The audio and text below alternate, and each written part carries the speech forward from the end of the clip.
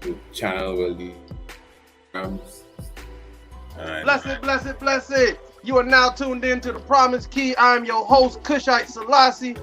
We are here with another powerful elder, straight from the Tiger's Nest Radio. I knew. Please, everybody, welcome the Honorable Priest Isaac. Blessed love, elder. Yes, my Lord, and the full family, blessed love, give thanks, give thanks to the life giver and the keeper of life, man, give thanks to the Holy One of Israel, give thanks to the Holy One of creation. Give thanks to all the good-hearted brothers, all African brothers and sisters, wherever you may be internationally, whether at home or in the diaspora. We're very thankful. Give thanks to the spirit of oneness. Give thanks to the ancient spirit of the ancestors also with us. Give thanks for the resurrection energy that is within all of us and the unity that we all keep. So very thankful to be here, as it says, the promise here. So I promise to at least share whatever keys I have so that we can carry it to a next level. Family, blessed love, give thanks. Bless. Thanks, man. Bless. Now, Priest, we had a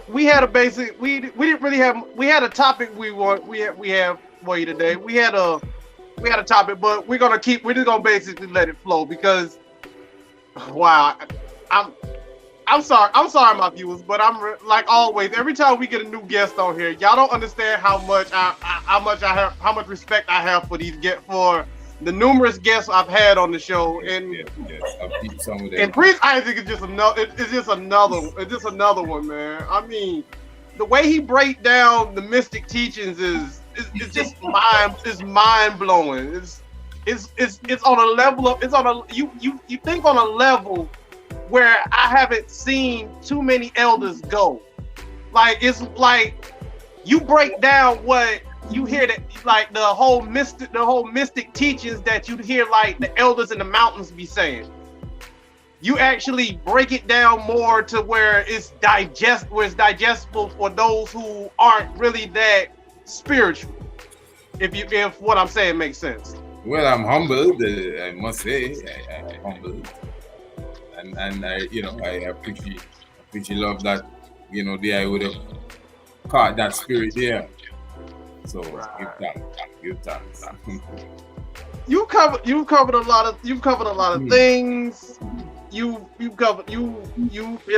on top of a lot of topics. It's just so vast to pinpoint. Cause there's so many things I wanted to actually ask you about. No problem. I hear with you, man. I hear with you. So before I start nerding out even more, let's go ahead and get it in. The video you did about, I would like you to break down more a little bit on the divinity of His Majesty, especially the one where you was talking more on the mask and how you can see the young boy within the mask and you can see the serpent within the mask and whatnot, and the fact that you can actually see the mask out in space, that exact mask and whatnot. Break that down for me a little more. I think he's talking about the Quetzalcoatl and the Pachacuti vibe. Yes.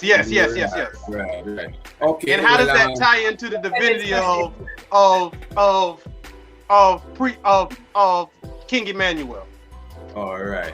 Okay. Now, well, that's an interesting place to start, but you see, you can hardly start at these spots. When you so-called start at these spots, you almost have to just stick on these spots for the rest of it. So that's the level that we're going to carry it here. Before I go in, let me just be clear that, as I said, I'm also streaming live on my YouTube channel. So every now and again, I'm going to remind all those who come into my YouTube channel that I am on Haile Selassie YouTube channel. I actually don't have the link in my chat. I think I'm sure the Honorable Empress Naya, who just commented there on your channel, she may be able to put the link in our chat here at the Institute. So because those who are watching me, who are accustomed to coming to me, they wouldn't be seeing everything I'm showing you. So this is just almost like assisting them to know where I'm really at, so they can come over to your channel now, and it's Haile Selassie with a K, Haile Selassie. If you type in Promise Key, I'm sure it will show up as well. And we are there live. So that's where you can see all the. You're not going to see it over here. You're going to see it on Haile Selassie. Yes, my brother and sister, give thanks again. So I could share, right? Yes. Mm-hmm. Yeah, all right. I'm going to be sharing my screen here, so at least I could, give a better understanding of what we're saying. All right. Now, I know you were highlighting the documentary I did, 7. I know you did say, so you're seeing that picture of the king there? Just to make sure. No, we don't see it yet. You don't see it yet. I wonder why. It's even telling me, it's even asking me if I want to stop sharing. Okay, let me stop sharing and see. I don't understand. Let me try again. I just want to make sure I have it good. So I'm going to share because I've used this software, but more custom, I guess, to others. Okay. So share screen. And I'm opening the window I want to share. And I'm pressing share. You're not seeing it yet? Nothing at all? Nothing at all. We're just looking at you. Okay, well. Honestly, I can't really know. I'm following the instructions I see right here. It says share. I'm going to do it again. I press share. Slides, yes. So I press share. Share screen. Yes, I'm sharing the screen. Kushai, maybe you need to give him permission to do that. No, yeah?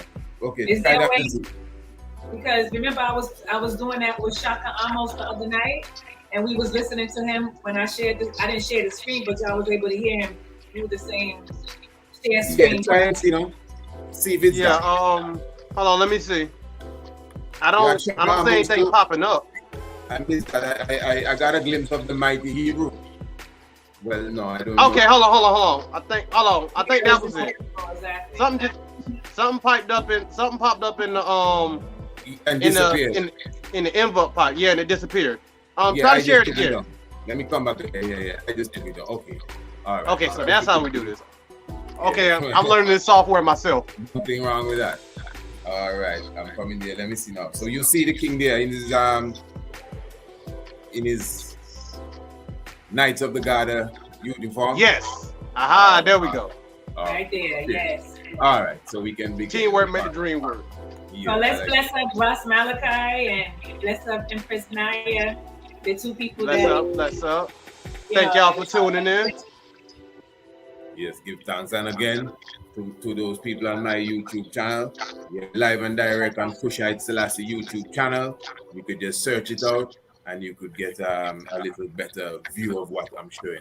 Okay, now the levels I really want to take it on, since you asked me that question, I just ran through. These are not files I really had lined up for tonight. It's just, I just went to where I think we're going. Now, you were speaking of the divinity of Haile Selassie, and of course the documentary we did 7. There's a documentary we did entitled 7, which really goes into the divinity of King Emmanuel. Right. Now I know a lot of ones would have seen it, and instead of just trying to go through it again, I'm going to see if I could maybe break down into the mind the reason why, as above so below, as the prana would say, as above, so below. Now, this here, what you're looking at is what in Freemasonry they call the great architect. And the reason why you see this picture here first, this is a picture someone would pull up. They're very quick to pull this one up to prove or to bring to the table with their levels of facts that Haile Selassie was a Mason. I'm sure you've heard the terminology. In fact, I myself have done programs on it. I have a whole online lecture I did on the subject area. And it's obvious that His Majesty is decked here in the regalia as such of what is known as the Knights of the Garter, which is considered the oldest order of chivalry in that level of Freemasonry. But what they call Freemasonry, really, they consider the great I Am, or the great God, to be the great architect. And this is why you would always see him creating the world with the instruments. You see him have the compass, and of course, you know, the compass and the square is like a big part of Freemasonry in general, as far as a symbol. So what it is really, you know, we're not sticking at Freemasonry now. I was just drawing a point why I pulled that out, but we'll get back to that to some degree. Because when you hear of the Masons and all of that, especially when we were just coming into that knowledge, you know, it would be all about the secret science and the hidden messages and the different codes and all of that. But where did that idea really come from? What is that all about? Are we just playing with symbols? Are we just trying to, you know, tantalize people or play around with people's mind? No, this is an agency. The Almighty, the reason why they portray the Almighty as an individual creating the world with the specific tools, being the compass and the square, is because he's seen once more as the great architect. Now, in science, right, the Milky Way, as you observe in the Milky Way here, the Milky Way is really the galaxy that we are in. Now, the galaxy, as you know, the galaxy has a specific disc-like shape, something like a frisbee in a spiral form. So this is why you observe the Milky Way appearing as if it's like a river, a river of milk, like a cloud somewhat going across the sky. So when you observe the Milky Way really on a dark night, very dark starlit night, you would observe this white stream going across the heavens from one end of the horizon to the other end. That is the Milky Way. All right. But again, the Milky Way is actually the galaxy that we're in. And because it's in a disk form, a flat form as such, this is why it would appear as if it's like this long stream of cloud going across the heavens. Now, one of the things that stand out with the Milky Way and the different galaxies for sure is that you would hear them speak of the Milky Way having the same alignment as that of the River Nile. Now, this is something that, of course, we knew this from ancient time, but there was an article from NASA that I came across that was even, you know, expounding on this truth, that the River Nile itself, you know, it has a specific flow to and fro, and the actual turns and curves that the River Nile has, when they study the Milky Way and how it appears in the heavens, it has the similar track, the similar plate as that of the River Nile on the planet Earth. Now that is very serious. It brings in again the whole science of as above, you know, so below. And let me just say quickly for those in the chat right here on my YouTube channel, you can see the link. Empress Naya has put the link in the chat. It's right there. And you just press the link and join us on Haile Selassie's YouTube channel, and you can see the full presentation that I'm giving here. Right now I'm showing the family, you know, the galaxies and the creation of the galaxies. You are actually looking at the Horus nebula. Of course, the nebula is really like a stellar cloud where stars are formed, and most nebulae is actually like the remnants of an exploded star. You know, this is in the soon creation of a black hole, which will take maybe millions of years before it comes to that fullness.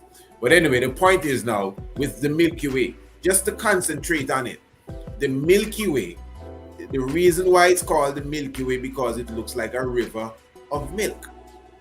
And this river of milk is not really a river, you know, but it looks like a river of milk running through the sky.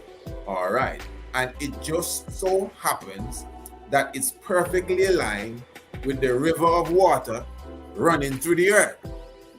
Now, the river of water that it's aligned with is not just any old river, it's the river Nile. And then the story behind the river Nile is not a simple story. This is where on the banks of the river Nile is where civilization began. You know, that's where you get the term banking. Like bank that you put your money in and you can't get it back when you want it. You know, it has to do with, you know, the banks of the river Nile, where the riches were found, where civilization began. You know, mathematics and engineering and theology and the concept of God and agriculture and all of these wonderful things really began on the banks of the river Nile there in Mother Africa. The oldest fossils of human beings and all of these different things, you find them along the banks of the river Nile, whether it's in Kemet, whether it's in Nubia, whether it's in Ethiopia, whether it's all the way down in Kenya. We are still dealing with the same track of water, which is the river Nile, the river Happy. All right, that's the real name too, the river Happy. So the river of milk in the sky is aligned with the river of water on earth. And it brings you now to when the Bible says that there's a land flowing with milk and honey. Now that's interesting, eh? Because the right thinking mind will know that that's just symbolic. You know, milk come from, well, not just cows, but basically any mammal. But you know, we usually align milk with cows. So whether it's cows or some other mammal, you would need a lot of these mammals to be squirting milk into any sort of, you know, any sort of waterway to give you a river of milk. So we know it's something symbolic. Now, it so happens that the river of milk in the heavens, you saying something? Oh, sorry. It so happens that the river of milk in the heavens align with the river of water on the earth.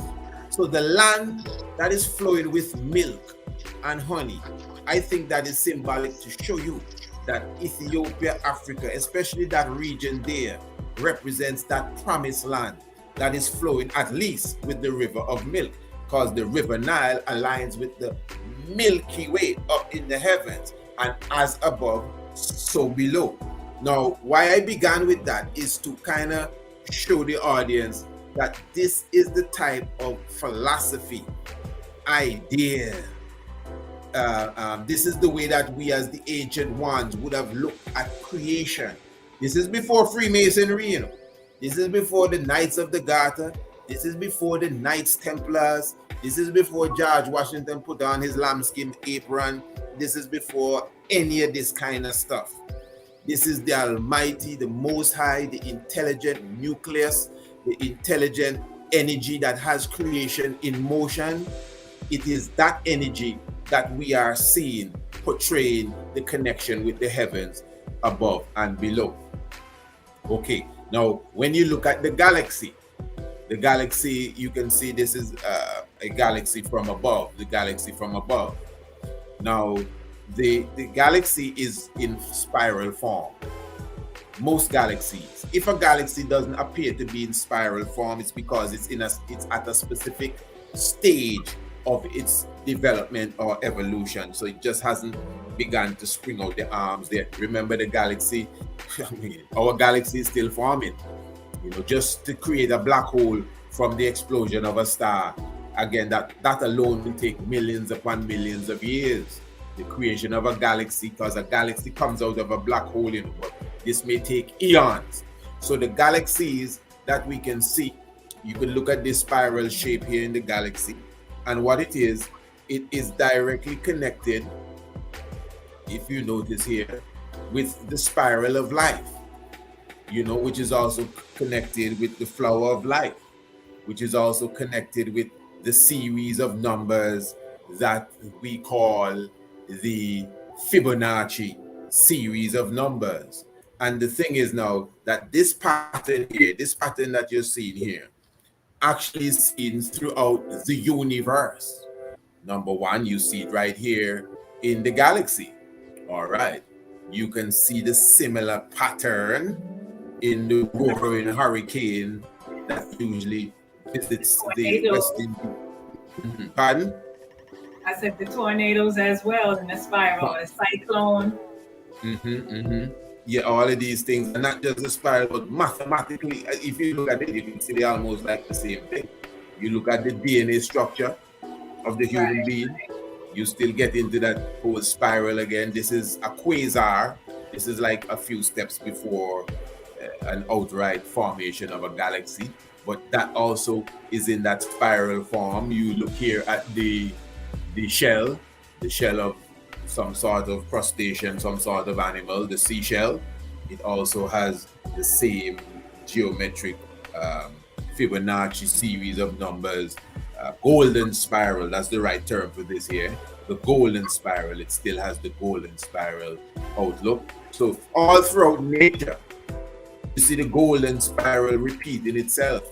And that's why I said this is the flower of life now, not the actual flower behind there, but so that would be something like sonic geometry, right? Right, definitely in this highest sense. So this is why even all the different petals, different flowers, you see them in a certain formation. The pine cone also. The pine cone is perfect example of the Fibonacci series of numbers. If you check Anansi here, you see the spiral of the same spiral seen in the web. You know, but what I'm saying is that this is just nature mirroring itself. You know, as above, so below. And remember, this is almost the obvious. But this science, the Fibonacci series of numbers, or the golden spiral, I prefer to say the golden spiral because Fibonacci didn't figure this out. He just stole the knowledge just like the rest of them. But the golden spiral now is almost in everything, even the way the breeze blows.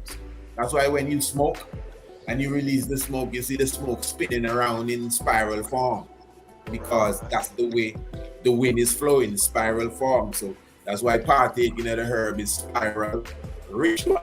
Spiral ritual is spiritual. You know, the spiral. So even down to the atom.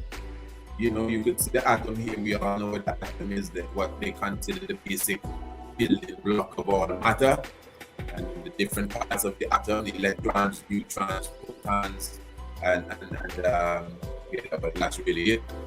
And when you observe the atom, also it has this similar look to how the whole solar system would operate. So again, just kind of furnishing the mind to understand how the dynamics of creation works. You know, even before we get the mask and so, you know, how the dynamics of creation works. Look at the eclipse. We just had an eclipse the other day. A solar eclipse. Yeah, for the new moon, right? Right, for the new moon on the, I don't remember the date. Was this? I can't remember it, but it was Saturday. Whatever date Saturday was in the afternoon. 30th of April. Yes, it was the 30th of April. And the moon was in the constellation of Aries, although all the astrologers were saying it was in Taurus. Yeah, I thought it was Taurus too.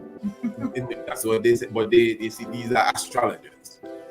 You know what I mean? They're dealing with some sort of chart that's maybe 500 years old. You understand? And that's just reality. Not no disrespect to anyone's astrological practice at all. In fact, it's more like a concern for me why I always speak about it. I'm not trying to pick up no beef with nobody. It's out of concern because I know a lot of ones will call it whatever they call it. But, you know, the planets and the stars and these things, they have a connection with us. So where a new moon is at what time, it does affect you, whether you're aware of it or not. Where the sun is, where planets are, planets that are close to each other, planets that align with each other, when Venus is between this planet, that planet, all of these things have their meaning. And they're those, who have a good understanding of what these things mean when they are in certain position. But what I'm saying now, when you have that natural ability to understand these things, but you're taking the academics from maybe some old time book, that means your reading will be wrong. But because remember, the heavens is alive. The heaven is like a tree that is growing. It doesn't stop growing. It's like your hair that grows. It doesn't stop growing really, unless you cut it or try your best to keep it back there, and it's still growing inside. So the point is, the heavens is a literal clock. It's like the clock on the wall. It doesn't stop moving unless the battery dead. So what the heavens was saying 500 years ago, that's not the pattern that the heavens has now, especially when it comes to locating where the sun is during a specific time of the year, and even where the moon is, especially when it's full and when it's new. Because wherever the sun is, right, that's where the moon is when it's a new moon. Wherever. So if the sun is in the constellation of Pisces and it's a new moon, the moon has to be in the constellation of Pisces. That's how it's a new moon, when the moon meets the sun. When it's full moon, the moon is on the total opposite of the sun. So I'm just showing you this eclipse here, and this is a bit of what I'm just explaining here. This is a full moon. You see, when the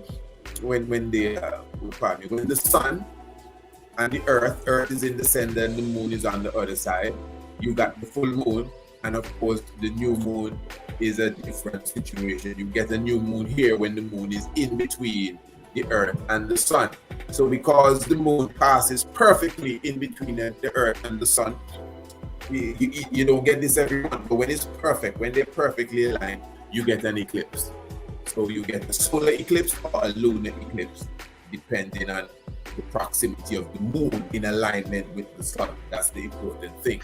Now watch this. But you see the lunar eclipse that we just had. They said that new moon was 100 times. It was as powerful as 100 moons. Okay. The one we just had, April 30th. Yeah, I know it was supposed to be bigger, but I didn't get them kind of mathematics there. 100 times. Okay, fair enough. Like the intensity of it. And the power of this eclipse. Yes, the intensity of it made it feel like 100 moons. And they also were saying that the veil is thin around that time. Portals open, Yes. Those type of things. So people say they use those moments for manifestation, things that you want to, positive to happen in your life or let go in your life. Those powerful moments are the time to do it because of the planetary, placements. Positive. Yeah, well, exactly. That is please forgive me for this here. That is am I still sharing? Yeah, no, it's gone. Okay, no, I'll get to that now. How long y'all got? How long no, it's not showing up? No, I think it's me. No worry, I have it there. But yeah, no, you're correct. I mean, it's impossible. Listen, the way I clarify these things, it's okay. Simple. No, I'll stop here. Okay, don't worry, I'll get it back again. The simple full moon effect. I think we all know that when the moon is full, it does affect the water level. I think we all know that. So what that shows me is that what's going on here? Okay. I'm going to stop sharing for 1 second, but I'm coming back to the share. Just give me a second. Let me arrange something behind the scenes. What I'm saying is that when you observe the full moon, and those of us who maybe live too close to the seawater, since I'm small, I've been observing this. When there are times when you could just walk out go into the shallow water, and at the same time, the times when you could hardly pass just a few steps in the same water, and it has to do with the moon. So when the moon is full, you would have the tide rising in the same way that when it's not around, the tide may go down. because the main point is that the moon actually affects the water table as such. Now, we as human beings, I think we know that we are made up of a similar percentage of water as the planet. But the point is we are water too, whether we are made up of the same percentage or not. But we are water. So the fact that we are water, just like water, that means that the moon will actually have an effect on us. You see this? Yeah, I think so. You see the chip, right? No, it's not on the screen yet. Not yet. Right. Because I just see it again. Okay, I see it. Okay. So the fact that the moon can affect water in that way. Wait a minute, you're breaking up a lot. I'm breaking up now. Yeah, it's hard to hear what you're saying. I guess because the PowerPoint is loading. Try again. Okay. Yeah, try again. That last sentence that you said. Yes. I was just kind of highlighting again. Breaking up. That's fact. Still breaking up? Mm-hmm. Still breaking up. Yes. Okay, there we go. The PowerPoint is up. Oh, no, it came up. Okay. All right. Well, I was just highlighting. Tell me how it's on. I was just highlighting that. Okay, it's a little better now. Okay. At least you're clear. Before you wasn't clear. Yeah. The fact that the moon itself would do that to the water, that means it must naturally have an effect on the human goodie. Right. That was the point. So the fact that and the sun too.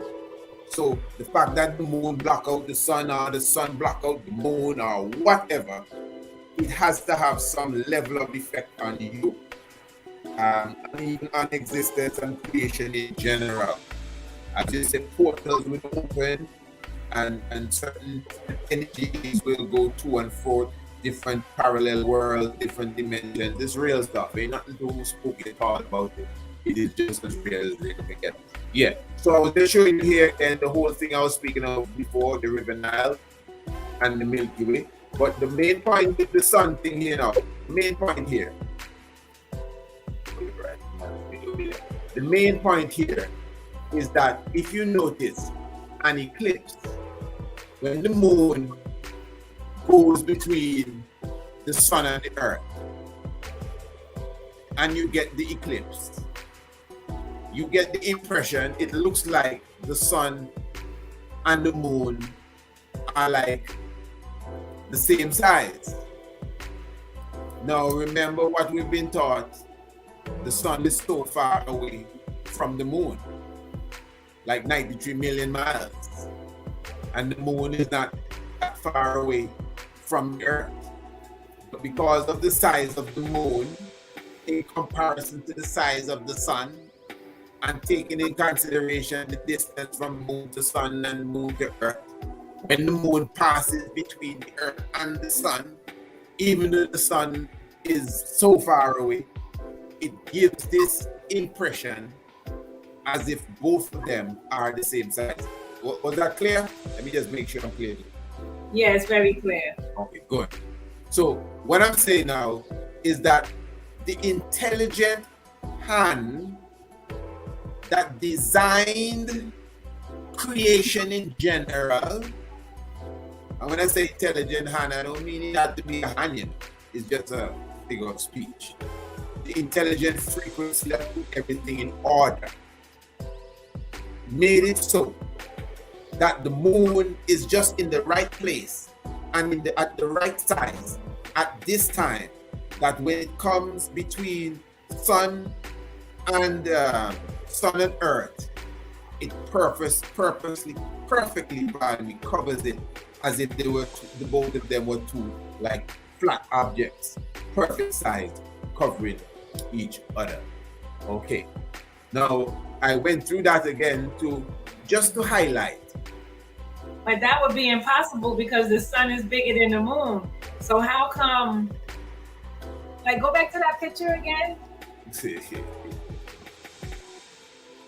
Yes. The lunar and the solar eclipse picture. All right, so you see on the lunar eclipse at the bottom. Yes. You see how wide that shadow view is on the lunar eclipse side. So now we go on the solar eclipse side. You see how it's kind of like cone shaped. Yes, yes. Both of them have the cone shape. Yes, yes, yes. But it's still giving out the same amount of, I would just say light. Let's just say that the sun is still giving out the same amount of light, but it's being received different when it's in a solar eclipse than in a lunar eclipse. Yeah, I think this well, in our respect, you know, the light of any object must be going on, you know, 360 really.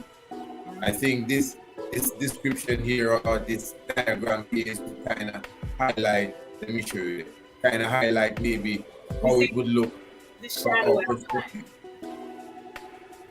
Let me hit you on this one here. Okay, you see, okay, you notice they didn't really draw the cone as sharp as that one, you know. But what it's really, you know, is that although, as you just said, it is so big and so far away, it is just like, okay, for example, if you are standing some distance from a mountain and you were to, let's say, put up your thumb, or you're miles away from the mountain, big mountain, and you were to put up your thumb appears if it's bigger than the mountain, because the thumb just right in front of your face, and the mountain is miles away from you. But because the close proximity of your thumb, it just appears as if your thumb is bigger than the mountain. But obviously, if you start to walk towards the mountain, you will start to see how small the thumb gets in comparison to the mountain. And when you reach the foot of the mountain, you say, wow, who you expect to climb up to this mountain? So they do the sun and moon effect. Oh, it's breaking up again. Say that? Breaking up again? Yeah, okay. Try again now. I don't get breaking up again. Let me just give me a second. Let me check that. It sounds a little better now. Yeah. Even though I do not like the breaking up effect at all. I'm trying to see. I have several different internet connections I could utilize. So let me just see if something is going on strange somewhere. Yeah, that is not good with that at all. Because it's supposed to be flowing properly. Yeah, you're correct. I'm not correct. Yes. You gotta pardon me here. Tell me how I'm sounding now. Yeah, it's good now. Yeah, I'm so sorry about that. And we have some nice music in the background here. All right, fair enough. I'm gonna stop sharing for a second. So really now, what it is, if you check anciency, I'm gonna get to, for example, highlighting the pyramids here in a moment, but I think we all know about the pyramids of Egypt and the alignment specifically to, for example, the belts of Orion. The belt of Orion actually is in the same formation as that as how the pyramid of ancient Egypt or the pyramid of Giza is actually built. You know, the three belts align with the three pyramids. You are totally correct. I'm having some difficulty here, not with my internet, but with my slides actually. That is what's giving me the problem here. Everything else is good on my side. I can see everything at top peak. But with the program that I'm sharing, the slides with, that is what's giving me some sort of hiccup. At least from my end, I don't know if that has to do with the whole breaking up and the volume. That's how it is, you know. It could be me too. It could be me too. It might be the PowerPoint thing, because if it's cracking on his side, we're not going to receive it clear. You know what I mean? Right. Yeah. All right. Let me see. I'm going to see if I can take it from here and move from here. Don't worry. We're not going to make that stop. That's what it is, you know. Anywhere Jahan, amigo. Yeah.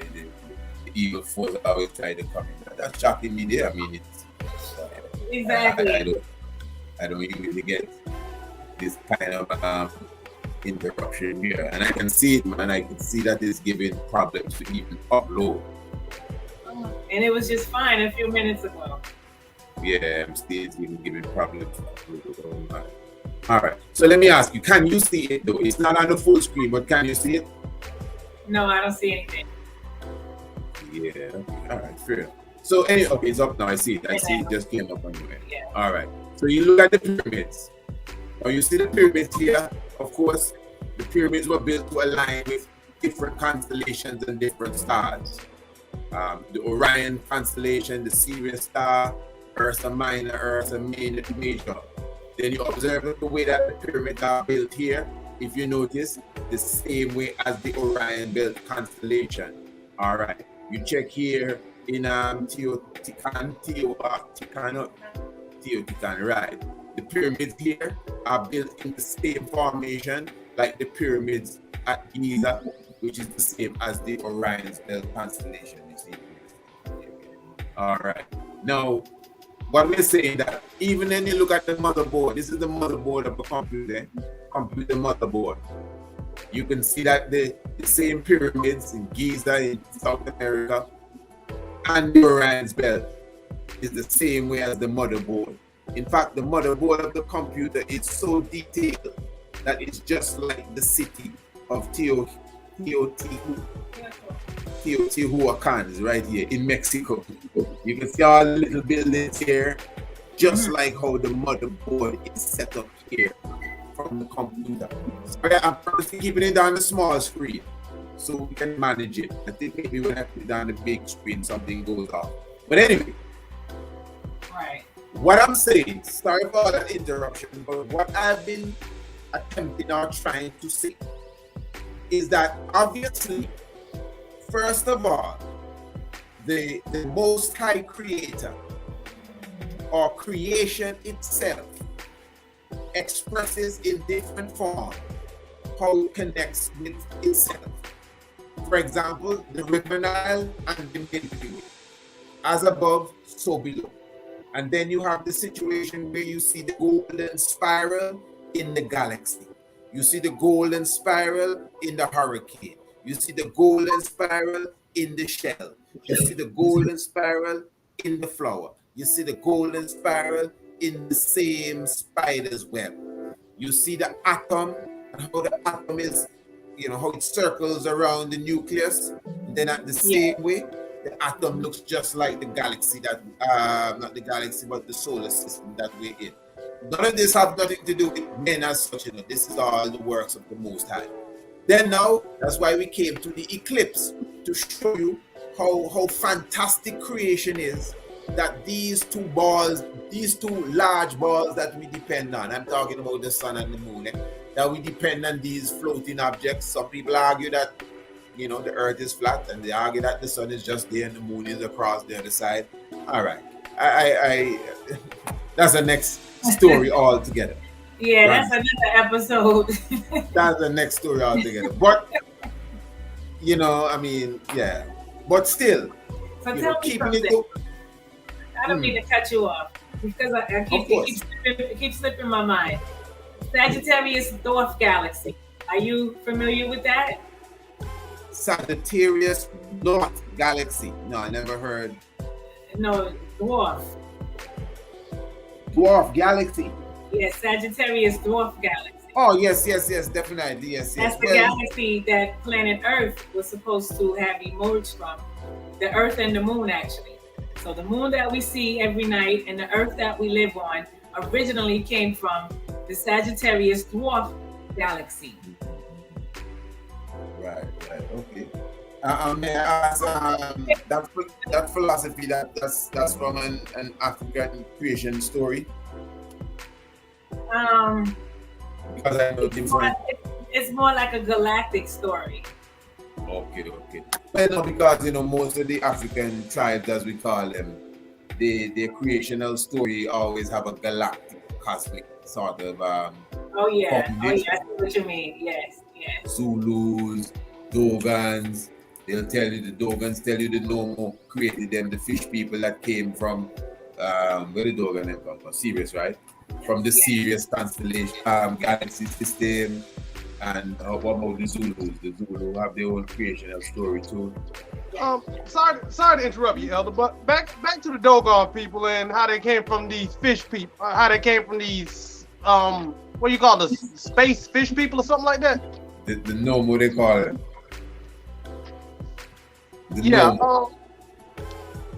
It kind of got me weird. It always got me kind of funny because have you ever read? If anybody's ever read any of those weird what's his name?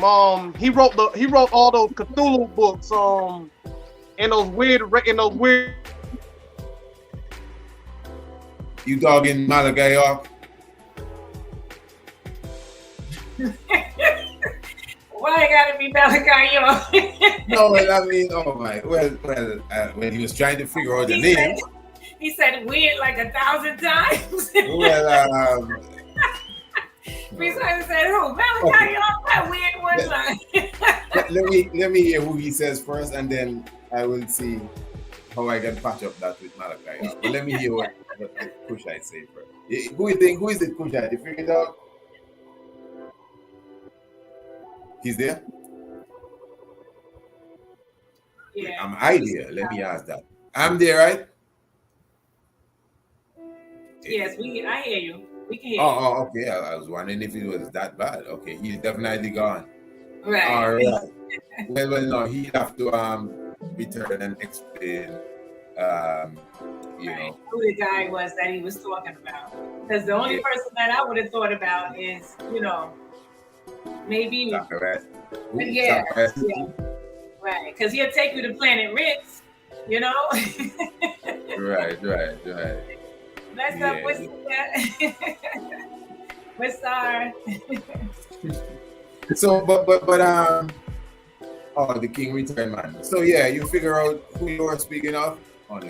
No, that's not Kushite. That's Wasar from St. I Lucia. see totally there. Yeah, greetings. Yes, my lord. Give thanks.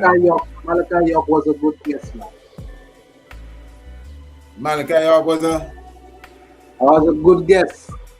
That was a good guess. And I wasn't right. It was more than many books I think caught me, and Malachi York into that subject area, and he he definitely goes there. Right. Yeah, he wasn't really the weirdo part that hold me at all. But, I'll give Malachi York his props, eh? Whatever else is going on in the world with him. I swear I'm gonna get better service. So, Kushite, we trying to figure out who it was you were talking about before you got dropped off the line. Yeah, the guy who wrote the Cthulhu books, he also wrote this book about this village of fish of these underworld space fish people, whatnot. And the fact that when I heard about the Dogon and how they came from these extraterrestrial people who they described kind of look like aquatic creatures and whatnot, it made me wonder, with the fact that this guy who wrote these books was so afraid of any race other than black, it made me wonder, did white people back then know a little more about what our ancient ancestors knew about and stuff like that, or maybe like it kind of gave it a little credit, if what I'm saying makes a little sense. If I can remember the person who wrote the books, but he's mostly famous for writing this book known as the Call of Cthulhu, and he always had all these weird extraterrestrial visions and whatnot. If you read his books, it's real creepy. Right. Only fell into it because my mom's a big horror fan. But because of that story, it made me wonder about it made me wonder more about what the Dogon people was talking about. Well, I don't know if I actually asked the question or not. No, but I understand the question, but because I don't know who maybe the author is, I honestly never came across a that information there. I don't think you're talking about. There's an author that tends to write a lot about the Dogon works. His name is Laird. I can't remember his name off my head, but Laird Strangskin, something of the sort. But he tends to really keep up on the Dogon work. But really though, with the thing with the Dogon and the fish people, they call the fish people the Nomo, and the whole science of the fish worship is an anciency too. Even in Christianity, fish worship is heavy. They may not notice it, but it's heavy in fish worship. You know, it has a lot to do with the age, like the Pisces age. That's fish worship.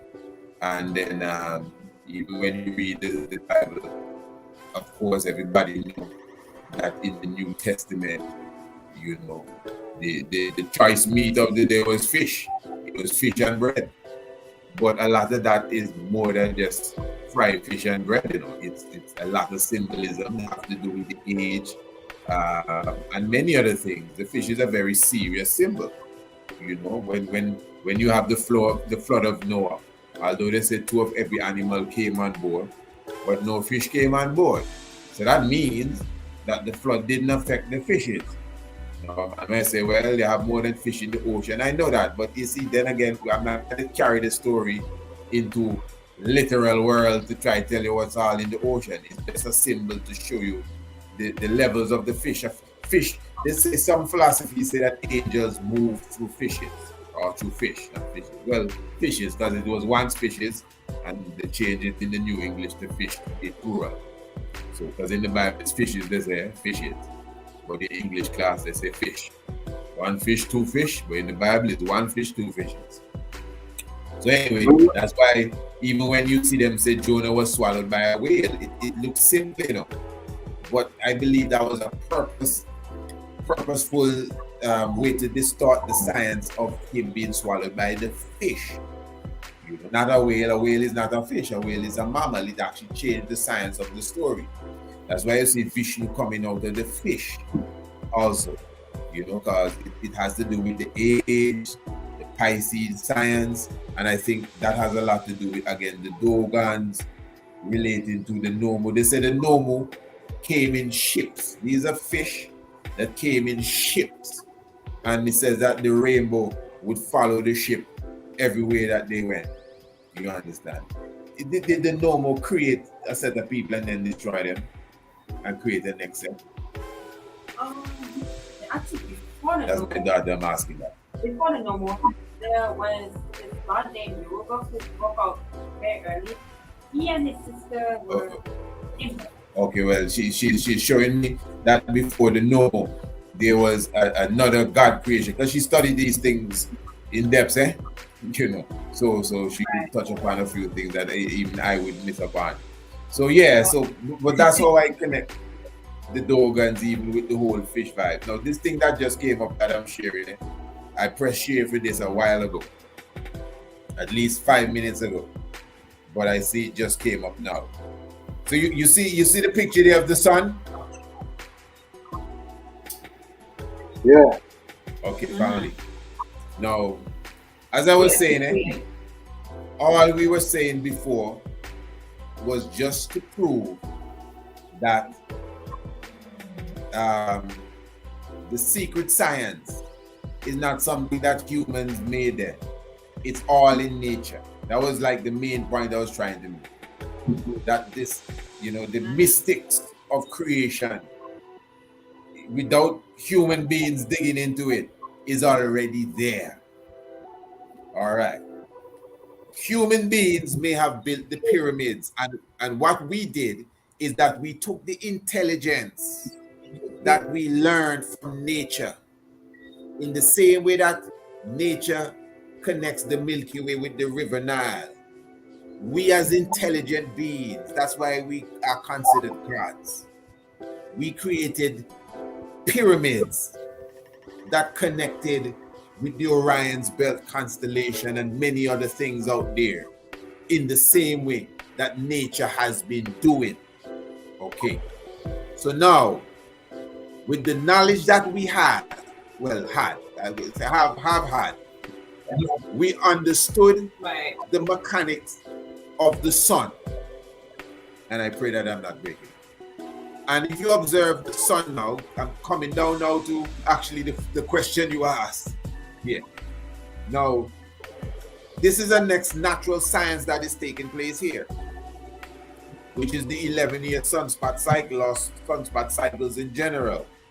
They have greater sunspot cycle and they have a lesser sunspot cycle. The lesser sunspot cycle is the 11.5-year sunspot cycle. I think the greater one is 90-something years, if I'm not mistaken. But anyway, the science is very simple. Now, the sun itself, I would like to put this on the bigger screen, but I don't want it to give us any more glitches. So I'm just going to leave it on the small screen and hope everyone can see it. So when you observe the sun, now remember the sun has its own cycle as well. Just like the earth rotates, but remember the sun is almost like a gas giant like these planets, so it's not solid as such, at least not on the surface, you know. So the sun now is governed by electricity. The sun is governed by electromagnetic fields. And let me just say one more time for those who are watching me on our international YouTube channel, you could definitely join us on Haile Selassie's YouTube channel, Haile Selassie, where you could see everything what I'm showing, and the full family is here, and we're having this wonderful discussion. Good. So the sun itself, as it rotates, the sun has electromagnetic field lines running from the positive to the negative pole. And just like the earth has an equator, the sun also has an equator electromagnetic field line. It's not an equator like the equator that the sun makes on planet Earth. It's an electromagnetic field line. It's electricity and magnetism working together. It's the sun. The sun is electricity. I know we have the sun like if it is fire, but it is more electricity than really fire, and that is the truth. Okay, so what we're observing here now, as it relates to the electromagnetic field line of the sun, you will notice that it goes around, the equator goes around once every 28 days. The equator goes around once every 28 days. And the pole of the sun actually has a rotation too. The pole of the sun goes around once every 37 days. Good. So what happens now, as the sun is rotating and the electromagnetic field lines are rotating, because the equator rotates at a faster pace than the pole of the sun, what happens? The field lines, the electromagnetic field lines of the sun, the equator version, will keep running into the field lines from the pole.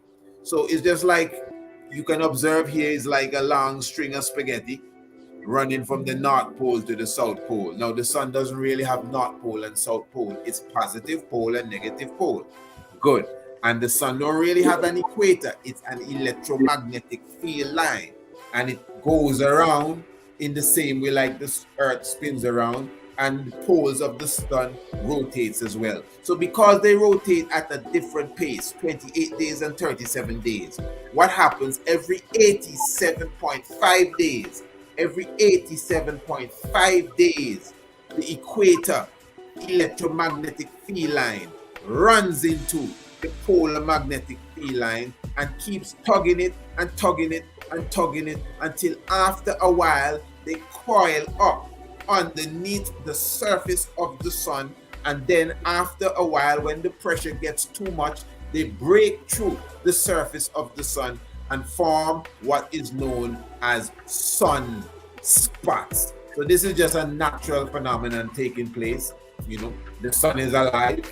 That is why the sun emits, you know, these electromagnetic charges and solar wind and these different things that come from the sun. Good. Now, when you observe the sunspot on a modern day graph, computer graph, what you find is that the sunspot gives a specific impression. This is a sunspot seen over a period of years. Sometimes you may have over an 11-year period, or it could be over a 400-year period, but it's still going to come looking like this. Now, the mystic is, it looks very similar. Take a chance here. It looks very similar to the ancient rendition of what we call the feathered snake. This is the feathered snake, which is the flying serpent, the same like a dragon. A dragon is a flying serpent. If you notice, a dragon is a serpent with wings. So the feathered snake is a very ancient concept.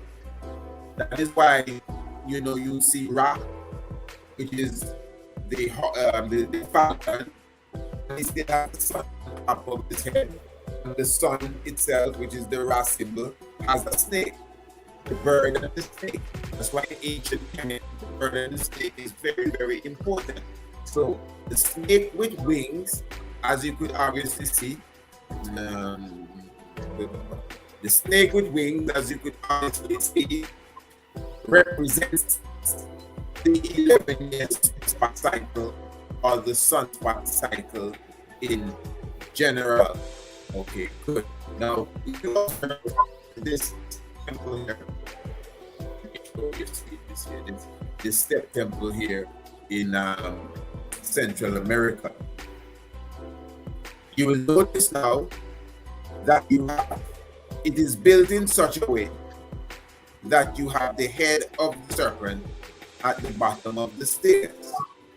But what happens now on 21st day of March here, at the setting of the sun will cast a shadow that gives this impression at this temple here, this main temple, gives this impression as if there is a snake coming down the step, and you see it meets this head. Now the head is a statue, you know, the head is always there, but this impression that you get here is not always there.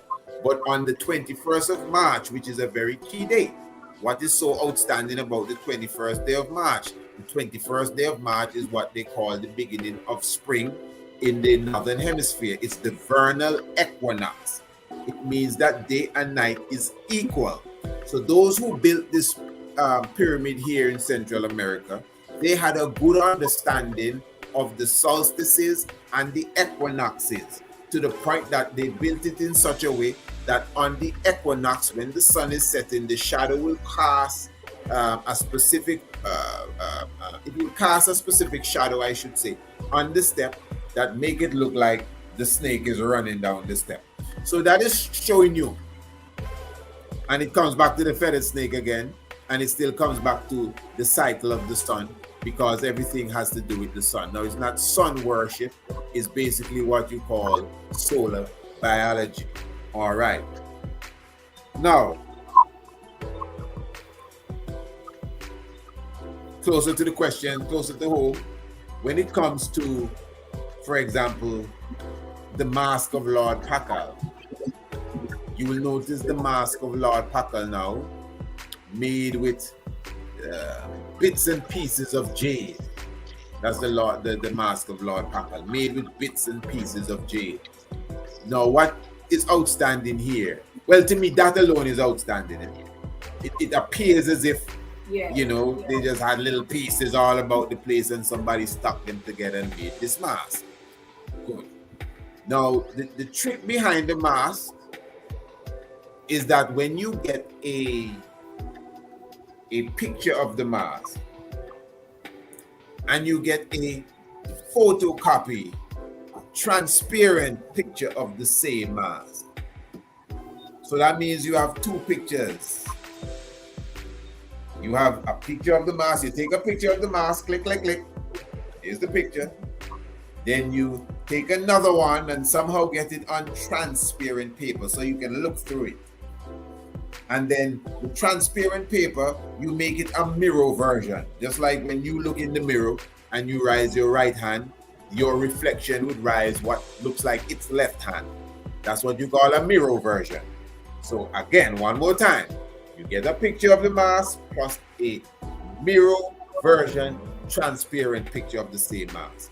Then now the mask is built in such a way, I don't have the picture, I thought I had a closer picture of the mask, where it shows you that the mask has certain dots, like under certain parts of the eye, and a dot maybe above one eye.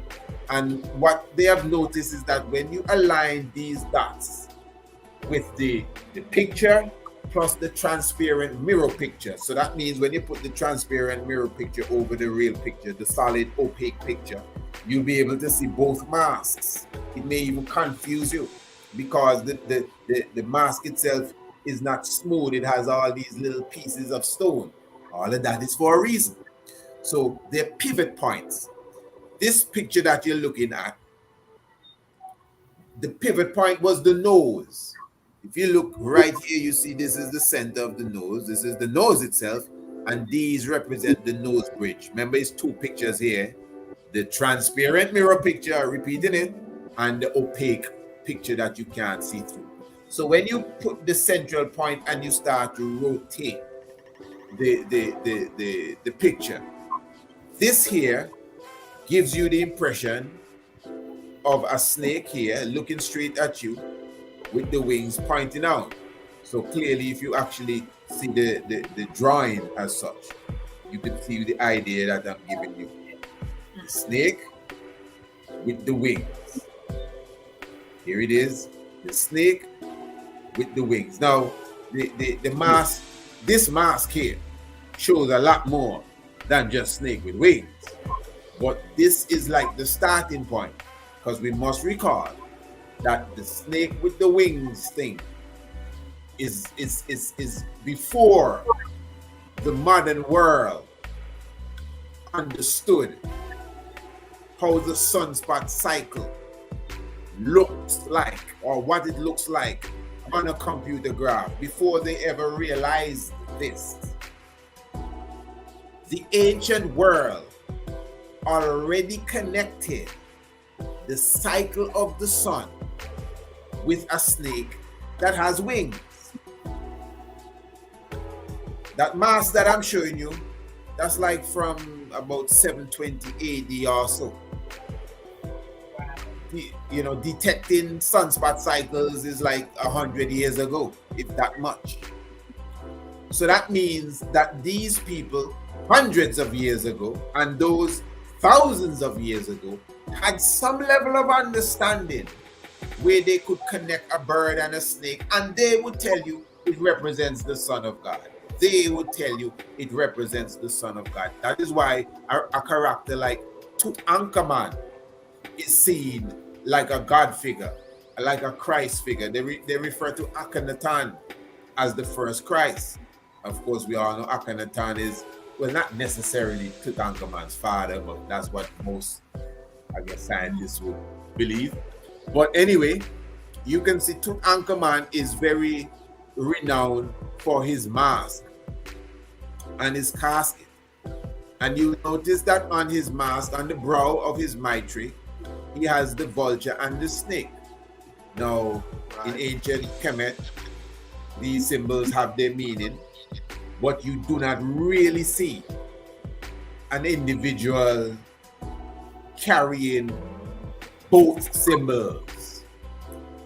In fact, you know, if you really do your research, you really don't come across another king that you would see with the bird and the snake.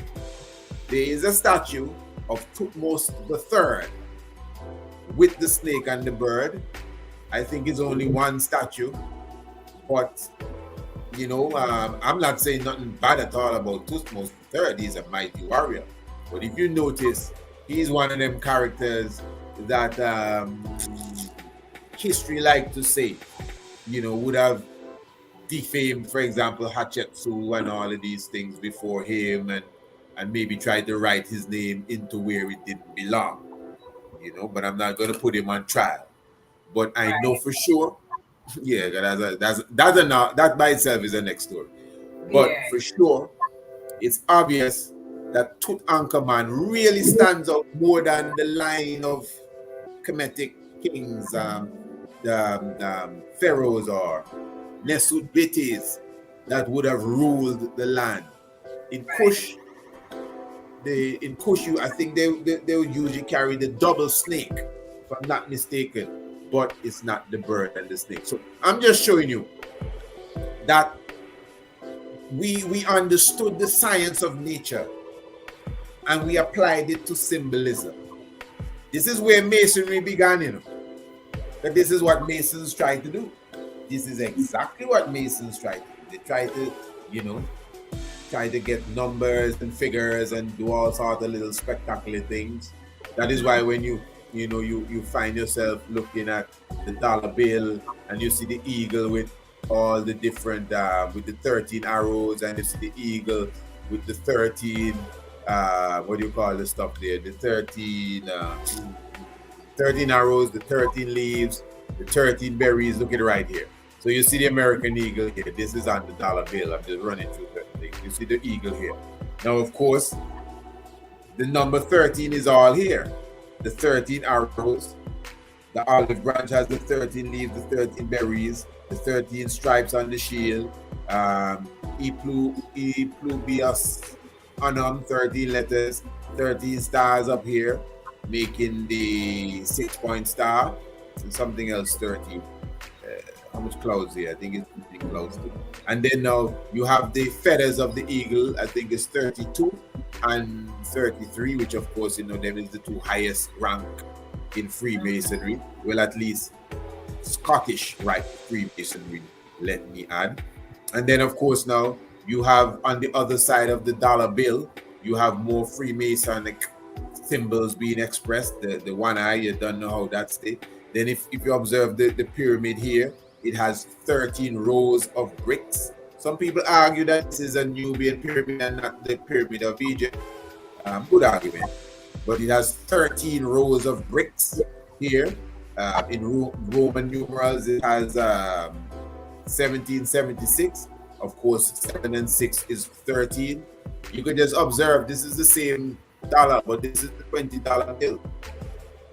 And when you take the $20 bill and you fold it like an airplane, you have to know how to do it though. It shows you the 9/11 business and the towers falling. You know, all of that is Freemasonry again. So it's just hidden messages. They're hiding it in plain sight. To me, it's like if they're just playing around. They like to have fun, you know. That's how I see it. They like them. Right, because they know we don't know.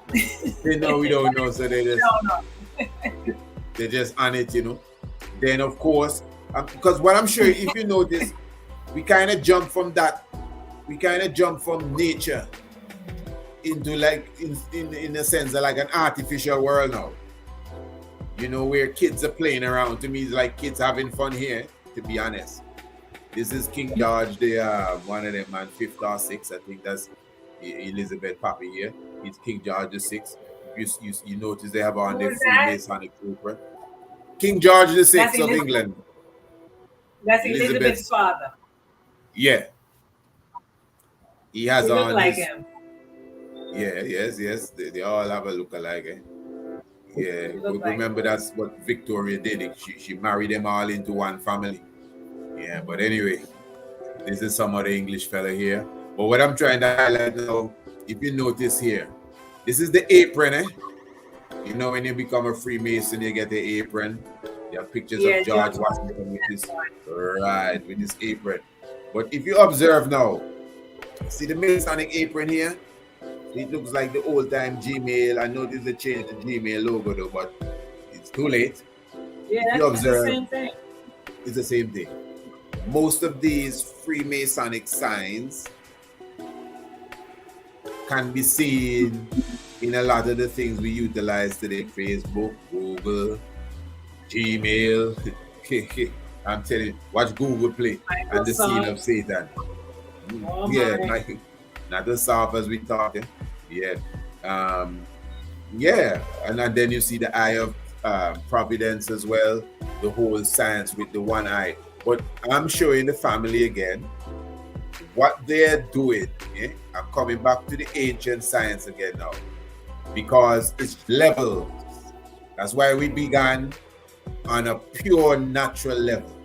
That's why I began showing you the petals of the flowers, and the Milky Way and the rivers. Nobody involved in this. But then when we as Africans decided to take up the science, obviously it was all in pure, genuine expression. We studied the heavens, understood that it was mystic, and then we portrayed it. We portrayed it in many ways, You see when the Dogons do their dance, I don't have a slide for that up here, but the Dogons do the dance to mimic the cycle of Sirius, the sidereal cycle of Sirius A and Sirius B, Potolo and Sigitolo. They do that dance, I think it's every 60 years, which that coincide with the cycle of Sirius. So that again, I wouldn't like to call it Masonic, but it's the craft. It's showing you the connection. We are expressing nature, in its highest form. Wherein that somebody that comes and watches us doing this act may have to ask us, what you doing? And we will have to explain, well, we are mimicking the movement of a comet, or we are mimicking the movement of the binary sidereal system of Sirius. And we do this every 60 years. So when you see us dancing and we're spinning around, we are mimicking the planets and the zodiacs. And we're not just doing it for fun, we understood the science. That's why we did it every 60 years with the rising of Sirius and all of that. We understood the science. That's why we drew the snake with the feathers. We were not just dreaming. We understood the science, right? And we expressed it to me in a very holy way. All right. Then now, when the wicked came along, they started to, do it in another way. Let me show you this one here. This is very deep. This is Horus in the brain. If you look good, you see the Horus in the brain here. You understand? So this is Horus at Edfu. If you look at it good, the stance that it takes, look at the wings going down to the feather, look at his beak, and let's go back to the cross section of the brain. If you look good here, going down to the brain stem, you see the Horus, the Heru in the brain.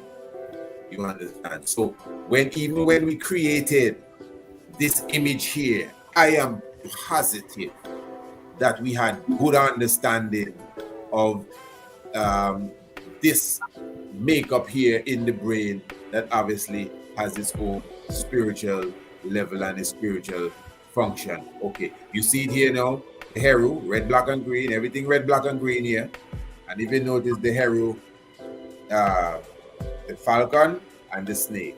Falcon, snake, it has to do with the cycle of the sun. See the sun right here, and the falcon and the snake, which is the feathered snake, the bird with wings.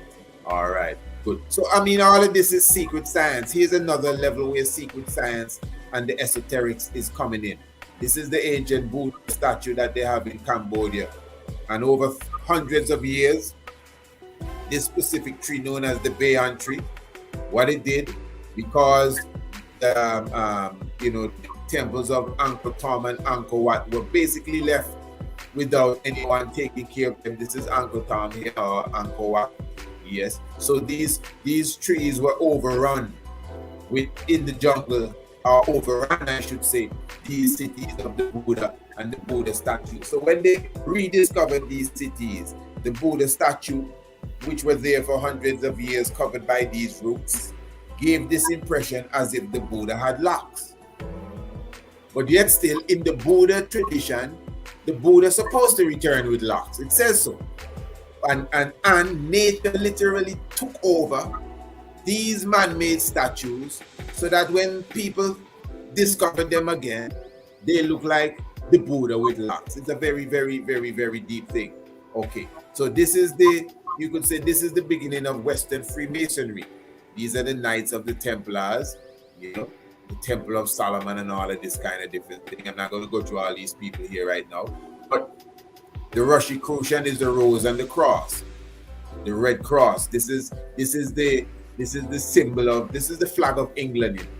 I think this is the flag of England and this is the flag of Britain. Yeah, flag of England and the flag of Britain. But it's the same thing, because the flag of England is really the Freemasonic flag. the flag of the Freemasons, the flag of the Knights Templars. If you look the Knights Templars, look at the flag here. That's the Knights Templars flag.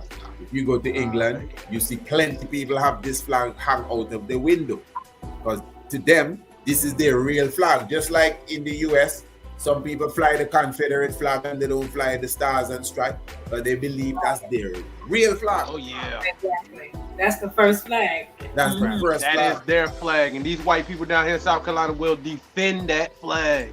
I hear you. Right. It's the same thing with this. And but look, it's the same thing. Look, you just go taking out them blue triangles and Freemasonry in some mystic form. So I'm just showing you all of that, you know, even though it's a lot, you know, just to show you even the whole science of, look at this. This is Alice in Wonderland. You see the chalice here? Look, the chalice right here. No, don't make nobody fool. It's the chalice. If you understand Alice in Wonderland. Oh snap! I never paid that no attention. Right. I had to look at it like 3 or 4 times just now to really make out what it is, but yeah. Well, I mean, they're trying to pass it off like a pot, you know. But I mean, It's some type of shadow. I don't know. oh, sorry, it's some optical illusion. But I mean, if you understand Alice in Wonderland, On the spy, I see. Alice in Wonderland, I mean, although I don't think I have all these pictures up, but if you understand Alice in Wonderland, I mean, everybody in there is smoking something, eh? Everybody's smoking something. The caterpillar smoking, the dodo bird have a little cigar in his mouth. Wait, they smoking mushrooms? No, the dodo bird have a pipe. The walrus have a cigar in his mouth going under the sea. You know, and there's so many things. If you listen to the songs, there's a song where she sings, you can learn a lot of things from the flowers. There's so many. Right. Yeah, man. There's so many things in that cartoon there that stands out. In fact, when she came amongst the flowers that were talking to her, they refer to her as a weed. And in fact, here, this is what the flower told Alice. To be very blunt with you. That's what she said. Oh, very bluntly, but something with a blunt. To put it bluntly, a weed. Right. All of that is in the cartoon. 90s kids all day. But it also means to be straightforward. Well, that's what it means, but blunt. So I'm just showing you that that's where it stems from. That is why you hear a lot of conscious black people say that, hey, we are the first Masons. Now, of course, just to say it like that, those of us that are very defensive of our agency, we may not like to hear it like that. It needs explanations, really. Which this is why I decided to take it even on this level here.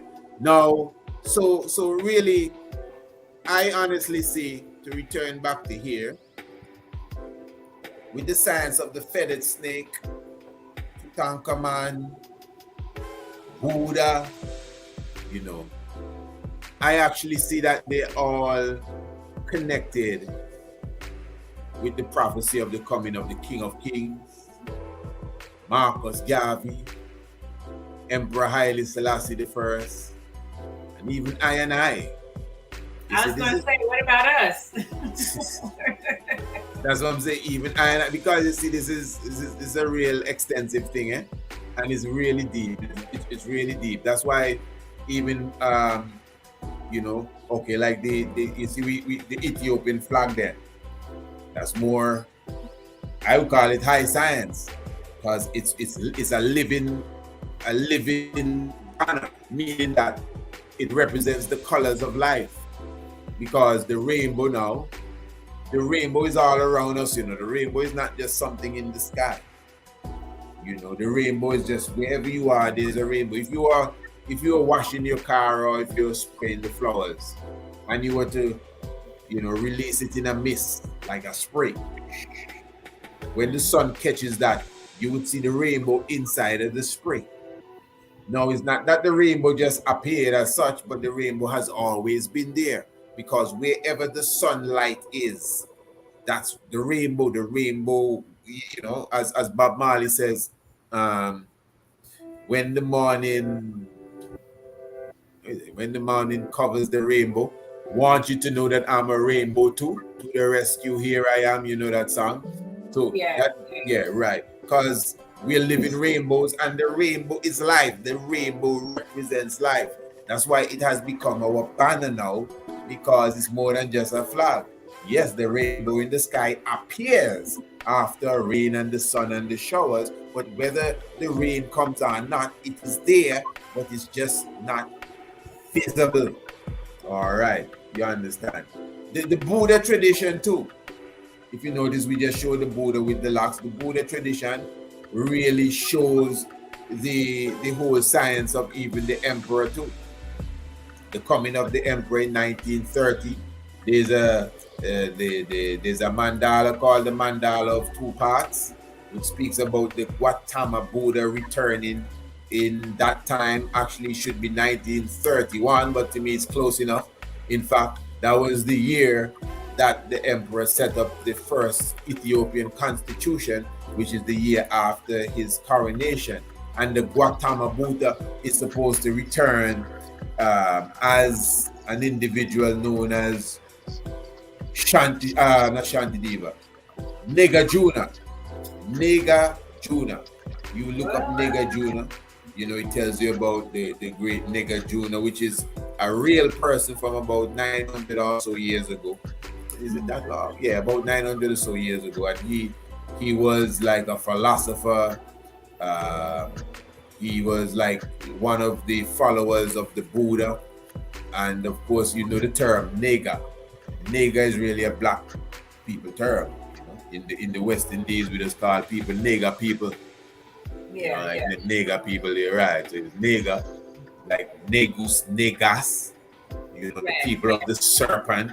So even like the Ethiopian kingship, Negas, you know, is connected because the Indian people, you know, are Kushites, you know. In fact, in anthropology,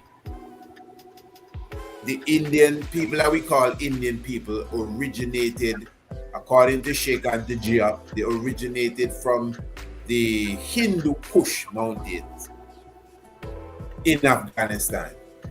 So that is why the Indians are called Hindus, not the religion Hindu, you know, but they actually the term Hindu. And they're also known as Kushites. There's a mystic link. If you notice, the black Indians, they call them untouchables. You find a lot of them in the south. That's why in Sri Lanka you see a lot of dark Indians, because Sri Lanka is really India. Pakistan is India too. What that other place there? I think it's Nepal. All of that is India. It's colonialism. Come and divide these countries. The British come in, colonialize the whole of India, and then they leave it and have it broken up into 4 or 5 different pieces. And up to now, they're still at war with one another. Hindu and Buddhist India and Muslim Pakistan. You know, they just mash up the same thing. So even in the Bible, it shows you in the book of Esther, chapter 1, that the kingdom of Ethiopia stretched all the way to India. So there's a mystic link because the Indians, no disrespect to Indians in India, you know, but at a specific time, you know, because India is not like how India was all the time. A lot of things have taken place. A lot of these places were really occupied by not just the darker people, but the darker people of the Afrocentric stock. You know, not those that filtrated from, but the original. So that's why you have, like, for example, in China, them first set of dynasties were black people.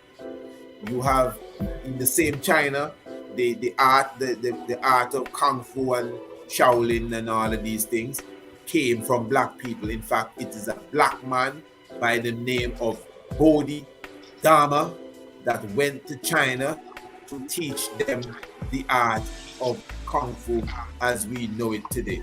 That's Bodhidharma that taught them the art of Kung Fu. So Kung Fu was taught by a black man to the so-called Chinese people. That's why when you go to Mount Song, that's Mount Song in China, the Shaolin temple in Mount Song, you would see them sparring on the wall, but you see black people and paler skinned people.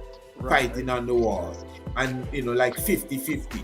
Not a black man, but black people and clearer people sparring on the wall. So that is to show you the obvious black presence in ancient China.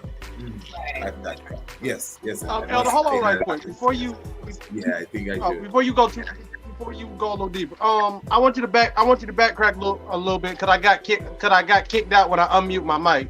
Bad service. But when you said that the Indians or the Hindus or the Hindus that they are Kushite people, can you elaborate on that? So can you elaborate a little more on that? I don't know if you did or not. I got kicked out. But if that's so, explain why do they hate us so much if they're basically us? No. Okay, no. You see, Caribbean on the next level. No. I can't tell you why they hate us. They may have to come and tell you that. But because Hindu people hate black people like crazy. You know what Gandhi said about us? Yeah, definitely. Not necessarily a Gandhi fan. But and if you go to India, they not to get off topic, not to get too far off topic. But in India, if you go to India, you dark skin in India, you might as well wrap it up. I mean, I thought being black in America is bad. Being black in India is almost worse. Everywhere.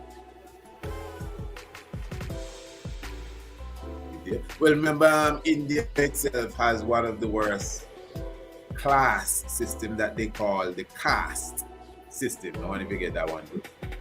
Yeah. Mm-hmm. In the world. India is like really prickish with it. Right. So in a sense, we can't just necessarily say that they don't like black people because half of them black too. You see, it's actually like they don't like themselves because what it is, they really, for whatever reason, come down very hard on the darker Indians. That's why they're called the untouchables. Like they're not even worthy to be touched. You understand? That's really how they look. And if you notice, we as a people, we're the ones that we wear their hair, because when you say a black woman with all these straight hairs, it's unless it's perm, the weave and so a lot of it is Indian weave or Indian hair. I'm sure we all saw Chris Rock, the program that Chris Rock did. I like that. It was a good documentary. Yeah, we talk about it, relax and all of that stuff. Yeah, I think we could have went a little deeper, but it was, it was for the commercial viewers. Exactly. You hit it on the head. You hit it on the head here. I don't know why I pull up this picture here, but it just popped up. As Ramesito. Yeah, but no, you hit it on the head, really, on the head. Like he hitting them on the head too. But exactly. So but to get into the when you although you didn't ask this, but you made the statement, the brother made the statement, if they are us. If they are us. I hate us so much. Okay. Yeah, I know. I'm just kind of you see. Okay, if I was to ask, what's the origin of Kush? A person might say, well, Kush is, I think Kush is the son of Ham, right? Yeah, Kush is one of the sons of Ham. Ham had Kush, Mizraim, I think Put, and Canaan. Now, I'm not discrediting the story, but to me, right, that specific story is about genealogy in a deeper sense. It's really, to me, that is anthropology in a story form. True. It doesn't disregard the story. To me, them stories there is good stories, but because we're Africans, that is how Africans, there's a book I have right here, with a book with Anna. They are Africans, that book explain it perfectly. I have a book right here, hold on here. Marriage of Nancy what? And Edufa. And Edufa. but that book really is something out here. That book really explains how we as African people This is very important, eh? How we express our history, how we express our theology, our culture, history, theology, culture, these things. We express them in story form, in the theater, we express them in dance, we express it in music, not just singing, even with instruments without words. So we use these different levels of expression to teach history, history, to teach theology, to teach our culture in general. We use all of these different modes. So for example, when they say that Marcus Garvey said, look to the east for the coming of a black king. Now there are people that say Marcus Garvey never said that. People say, no man, he never said that. I used to have a brethren, not used to, it's still my brethren, I just don't see him in a while. But I have a brethren there. He was very strong on that, eh? Right. Well, yeah, because he have a book and he would go for the book and say, look at here, and the book says that Marcus Garvey had a play. And in that play, a king and queen was crowned in Ethiopia. So once we say, see, Marcus Garvey never says so, it was a play that he did. Okay, let's just say you're correct. That's fine. All right. That's fine, because that's how we do things as Africa. You don't always have to be chatting them out, That's maybe Europe, that's some European thing in our head. We dance it for you. Look at the Dogans dance. With the drum and everything. Drum it for you. We sing it for you. We play it on the car. Ding, ding, ding, ding, ding, ding, ding, ding. But if you know the language, you understand the story. Yeah, we paint it for you. So that is why I would say, like again, I was talking about Jonah going in the fish. That may be a true story, not the fish now.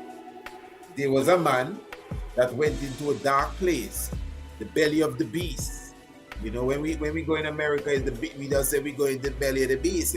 So gone into the place of captivity. But the symbol, we didn't write it in a language, we wrote it in a symbol. And the symbol is that he went into the belly of the beast, or to the belly of the fish. People may say that, in ancient Egypt, look at this man with the hawk head, look at this man with the dog head, or whatever they say. But when you read even the Bible talks about 4 beasts that always move with God. This is God beasts. Evil beasts, these are holy beasts that always with God. And if you read Ezekiel, when Ezekiel described these beasts, Ezekiel said that each beast have 4 heads. And each of the 4 heads have 4 faces. Now hear that, just think about that. The face of an ox, the face of a man, the face of a lion, and the face of an eagle. Now these are God's beasts, these are holy beasts. They're with God in Ezekiel, they're with God in Revelation, and the 4 of them always flex with God. But if you were to ask a child, give the child like a crayon and a piece of paper and say, I'm going to read this out of the Bible for you. I want you to draw it for me to the best of your ability. The beasts have 4 heads, 4 faces on each head. So that's 4 times 4 is 4 2 8, 16 faces on one beast. The face of an ox, hear them facing now. An ox, a lion, a man, and an eagle. And this is Bible talking. No, so what I'm saying now, that obviously is symbolism. And I don't think I've ever seen anything in Kemet as that would even rank close to how them beasts look. That flex with God. So all of that is showing me, but remember, we read in the Bible, we read in it. We not it's not pictographs. So we are playing with the language. But in the ancient, we wrote a language too, but this is our language. Hieroglyph is our language. You understand? The paintings, that is our language as well. Ma'at, that is our language. So this is how we expressed it, and it has its meaning as well. So I'm just showing you now that we have lost the art of symbolism. That's really the point. We Yeah. totally lost that. So all of them stories we read, in, not just in the Bible, in other places, we keep licking up ourselves. All in the Quran. Man, some things in the Quran will flip you when you understand it. I'm not going to go too deep in there. I'm not going to even try to go there. But the Quran, do you know that the person that they call Jesus, Moses is his uncle, in the Quran?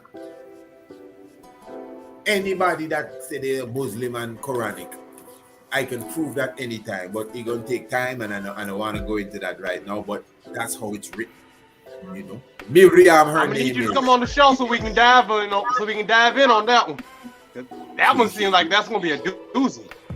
Yeah, that's a serious one. It's right there. I'd have to pull up the scriptures. Well, this is piece of the Quran here, and it's showing you.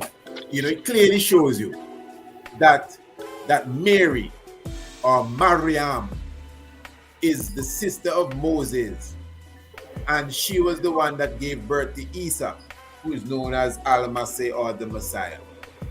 Yo, it's some serious stuff. But again, it's a lot of allegory. You know, we're the ones that crystallize a lot of them stories here and have them as literal as we try to portray them. Right. And miss the whole story. That's one of the main things that I put, you know, a lie would be clear. A lot of ones don't like that because, you know what I mean? Yeah, we try to make them, we try to make what's not real, and then you know, you convince yourself, and then the egregore grows and grows and grows over time, and before you know it, you know, your indoctrination process is so far gone. And I must say, I somewhat like how one of our scholars say, it's not that they're not real, but they're not as literal as you may want to think it, and that's it. Because it's real.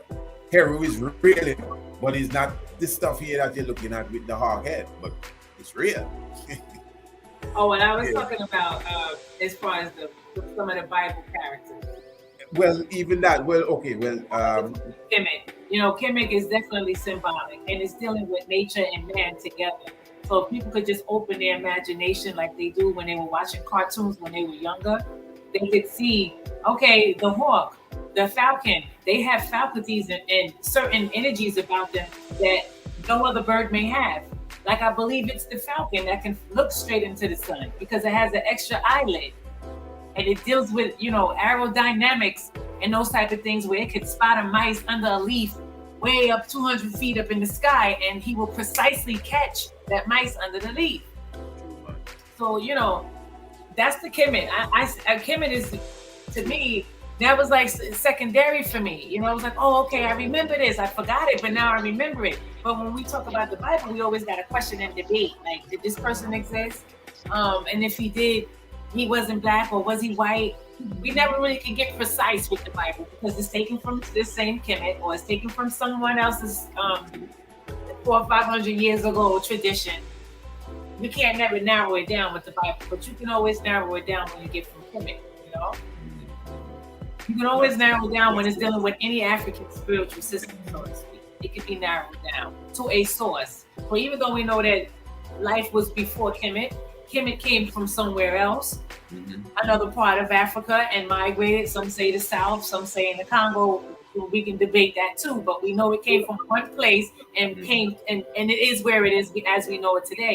For its geographical, I think, location, because the periods needed to be lined up with Orion's belt, because, you know, Iset's temple needed to be built, because those things we see there now had to happen, and our, you know, 80th great grandparents knew this. And it was well passed down. It wasn't plagiarized. Right. It's not taken from anywhere. It's just original, you know? Yeah. It wasn't stolen and confused and we're trying to, you know what I mean, pick the sense out of the nonsense. I totally understand. Yeah. Yes. But the Bible is another story. Not to just try to burn it out altogether, but it is a different story. You have to have a different mindset to not get caught up in that, to convince yourself that this stuff really happened. Some of the stuff didn't really happen in the Bible. And people will talk about it like it did. You see, the Bible is a Masonic manuscript. But they start saying, and James said, and Michael said. They keep saying these people said. The Bible was never meant to be taken as a literal book. What is it? It's a Masonic map. It's a Masonic manuscript. It's not a book to be taken literally. The Bible itself says, be not a minister of the letter, but a minister of the spirit. In Kemet, we see the foundation of Masonic thought. We had to bring down invisible synchronicities as we use the plumb line today to mark certain points on the ground. So we were plumbing the heavens onto the earth. And this is where Masonry, we even give our speech, the Mother Nature, a material form, and we carved it into stone. So this is the metaphysics of African thought. And African thought combined two worlds together by speaking of this evolution mythical. That's why the primordial, as you were speaking of the fishes, because life came out of the water. And our primordial nature, they were snakes and frogs. So the evolution is also in stories, and there's no contradiction. It's just we have a Western thinking of materialism, which came to us from ones like Aristotle, Plato, who couldn't grasp our concept, right? So, so the Bible is basically a Masonic manuscript, and not everyone can read it because it's a combination of all the different esoteric codes, the numerological codes, cosmological codes, but wrapped it up all in one. It still comes from a Eurocentric paradigm. It still comes from a God that's a bigot. Right. So there are things that we cannot hide from when it comes to the strangeness of the Bible to an African worldview. Definitely. Because why would a God ask of a man to sacrifice his child, and that God proved that he wasn't the God of the child himself? So it's a whole depersonalization where you can't fit yourself into that story, because it's very metaphysical. And that's how Rastafari ended up condemning Egypt. When the Egypt of the Bible has to do with captivity and has to do with the lower regions of your being and the primal energies. So it has nothing to do with the actual Kemet or Cash. That is where the civilization stems from Central Africa. The oldest bones are found in South Africa, where Lucy, older than Lucy, because Lucy is, I think, Homo erectus. Or is it a Homo habilis? Habilis. Yeah, so you get the Australopithecus in places like South Africa. So the civilization flowed down the River Nile, which is the proper world perspective, the world view, that Antarctica would be up and Iceland and Greenland would be down. Just like Master Abba says, if you pour water into a bowl, it will go beneath the land. And Antarctica is not ice.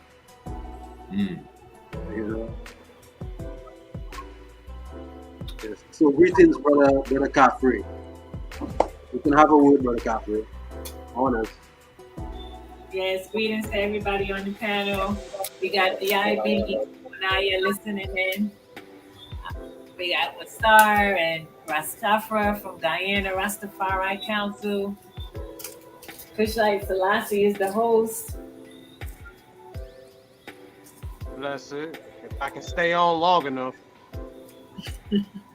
Yeah, man, blessed. Greetings. It's an honor to be in the midst tonight. Mm. So just tuning in, so I'm now finding my bearings. Yeah, there's plenty, man, but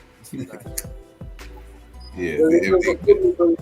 a good little discourse as Rastafari. We need to speak about the direction of Rastafari before the overload of information we're getting in the internet. Because we are of a certain age, and that our knowledge did not come about recently. Our knowledge, we were hitting books before the internet came about.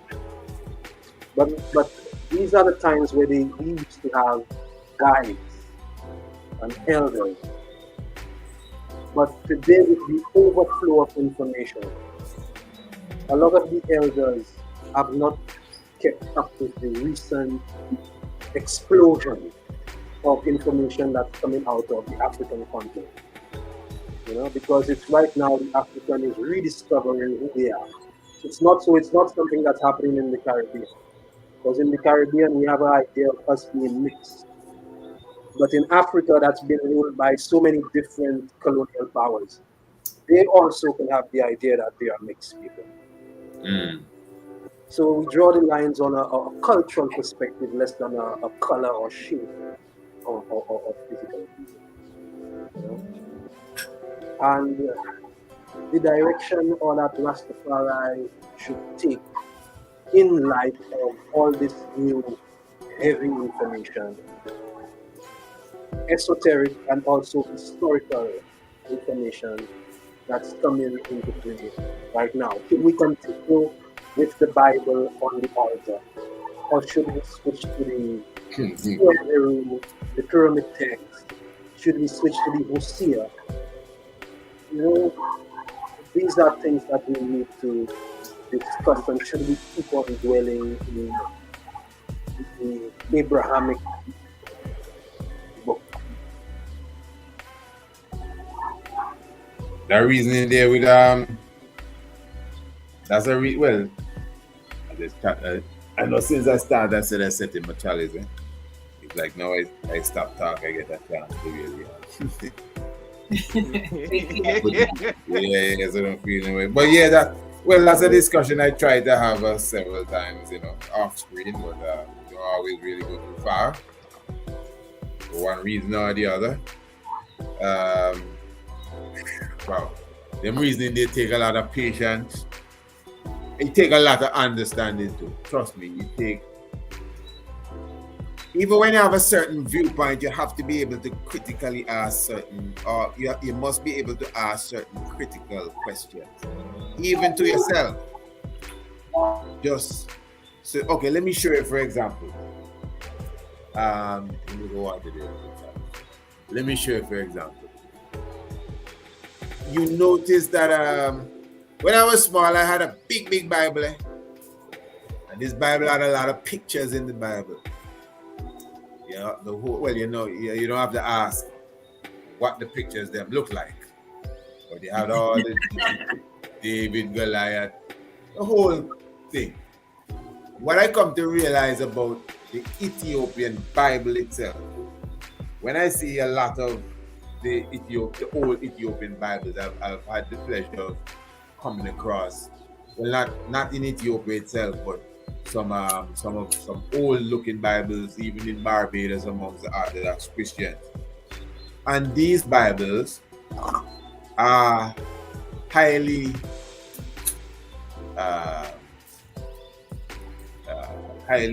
expressed in picture form. So a lot of drawings, just like the Bible I had as a child. The ancient Ethiopian Bible seemed to have a lot of pictures inside of it. Even when you go online and you look up the Ethiopian Bible, you see a lot of pictures. So the point is now, what it reminds, and colorful pictures too. Just like the Empress was just saying a moment ago. that when you observe the ancient African artwork, it was almost like kindergarten. You know, the colors, they're pretty. You can get to evaluate them. You understand how the animal moves, and you can, you know, put the science together. So I was saying to myself, it's interesting that like the regular church Bible ain't got no picture in it, really. It's just the words. But in the ancient, as far back as you can take a Bible then as such, you could see they express it with a lot of colors, a lot of pictures, you know.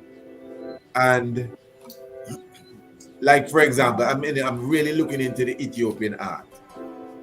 There's a story about an Ethiopian saint, right? And whatever persecution he went through, they have at least 10 different pictures showing him being martyred. One of the pictures, they have him crucified. One picture, I think they drowned him. The next picture, they have him cut up into about 14 or 15 different pieces. The next picture, they have him sawn in half. And he was taken out in different ways. Now, the story doesn't say he came back to life and kept dying and kept dying and kept dying. So now, I'm using literal maths now to figure out, but hey, if you burn him over here, how is it that you cut him up into several pieces over here? And then over here, you saw him in half. And then over here, you drowned him. It just not making sense to me, but I'm looking at it, I would think from a European perspective where it has to add up in the literal world. You have to give it date and time and all of these different things. Yeah. You know, Linear perspective. it has a, that's why I was looking for that book earlier to show that that's how we do things in Africa. You know, now I don't know what you think about the African Ethiopian Bible. How African you think it is. It obviously has a lot of African energy in it, but how foundationally African it is. I'm talking about, you know, the old Ethiopian Bible that His Majesty will say we in Ethiopia have, not the oldest, but from my understanding of his speech, but one of the oldest versions of the Bible. Tawahedo Bible. Pardon? The Tawahedo Bible? I don't know if it's actually the, you see that you gone tricky there again, eh? Well, the oldest version, when we look at the roots of Christianity, maybe it wasn't even called a Bible. You see, that's the thing now. This is where I'm going there. Number one, it's not called a Bible. I think it's called the Book of Life. How do you say that in American? Burhan something. The Book of Life. And it's not necessarily connected. Yeah, we're not hearing it. We're not hearing it very clear still. Breaking up again. Book in America is a Metaphysics. You only hear the music. I missed something there. What you say, Chris? I said that me only hear the music. Precise, like he's saying he can't hear you, he just hear the music playing, so maybe he can. But yeah, them hear me, right? Well, I can hear niggas. Maybe the mic is on. Right. So, well, no, I can't say. How is it now? No, still just the music playing. Up to now for me. 1 2 1 2. You hear that? 1 2 1 2. That Mystic, if you're the only one that not hearing me. 1 2. He just hears the music. Yeah, I can hear like the waiting music. Jazz music. But everyone else here, I can't say. And then, you know, even before I miss that point, you know, you see the whole thing, like you say, the kingdom of Cash. Right. Do you know you can make a distinction between Cash, Kush, and Kish, you know? And I was to bring up that point when we were talking about the Indians earlier. They wanted to drag back to that point, but I know we move on. But it's technical. So sometimes we might just say Kush. And then you have people that tell you there's a difference with the Kush with the K and the Kush with the C. Them things important to it. Just like how up there people argue with the Quran with the Q and the Quran with the K. So the same thing with the Kush, the Kish, and even the Kash. Because you know they have several, well, they're all black kingdoms. But you would find you'd find several Kish or Kishes, I guess, in the Mesopotamia area. And some people argue that they're offshoots of the ancient Kash. You understand? Ones would argue that Ethiopia is really Kash, which it is. And the same Hindu Kush people are the real people of the Kush, but they're still the daughters of Kash and the sons of Kash, whichever way you want to turn it, and still related to the Kish. Now, if you just do your study, you will see that they exist. Kish, for sure, you have several Kishes in the Iraq region. You have the Hindu Kush Mountains, where anthropologically, that is where I guess the original Indians came from. And I'm only quoting from barbarism to from barbarism to civilization by Giac. That is in that book. 18,000 years ago, out of the Hindu Kush Mountain became the that we know as the Indians today. And then again, ones would tell you that the referring to Ethiopia as Kush is somewhat of a misrepresentation, because it really should be Kash. So I'm telling you, the reasoning can go deep and deep and deep and deep and deeper and deeper and deeper when you're trying to unravel certain things, when you try to cipher out certain things, when you try to bring things to a clear understanding, because so the Indians may be from the Hindu Kush, but they may not be the exact Kushite as we the Ethiopians, at least by nature. It's very tricky. But what I would know, remember the Ethiopians again would have ruled all of that area there. The Ethiopians would have ruled from India going all up into China.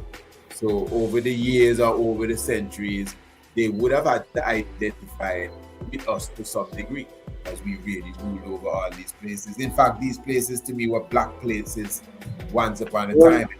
Well, there was something that happened. There was something that happened when the world witnessed the full form of what we would call racism, with what they call the Aryans coming into where we now call India, and how they created that same caste system. Right. Then we see that happen, of course, with the Greeks when they came into Alexandria. Right. And then we see it happen with the Romans. And then we see it continue on with who they call, some it used to call the Semites. And then we see, of course, it happen with Islam. So throughout history, racism has been very prevalent. Though we tend to think that it's a recent thing. Even going back to Aristotle. Aristotle said, the blacker you are, the more coward you are. Yeah, that's what Aristotle said. Yeah, so the applications We're wrong with Aristotle. because of physiology and attributed characteristics. Because what the Greeks said was, you have to be in the center. Too extremely fair or too extremely dark, you would include negative traits.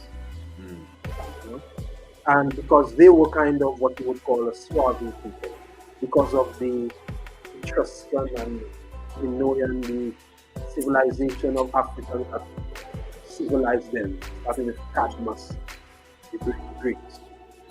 And even with the Romans, we see racism again in certain doctrines.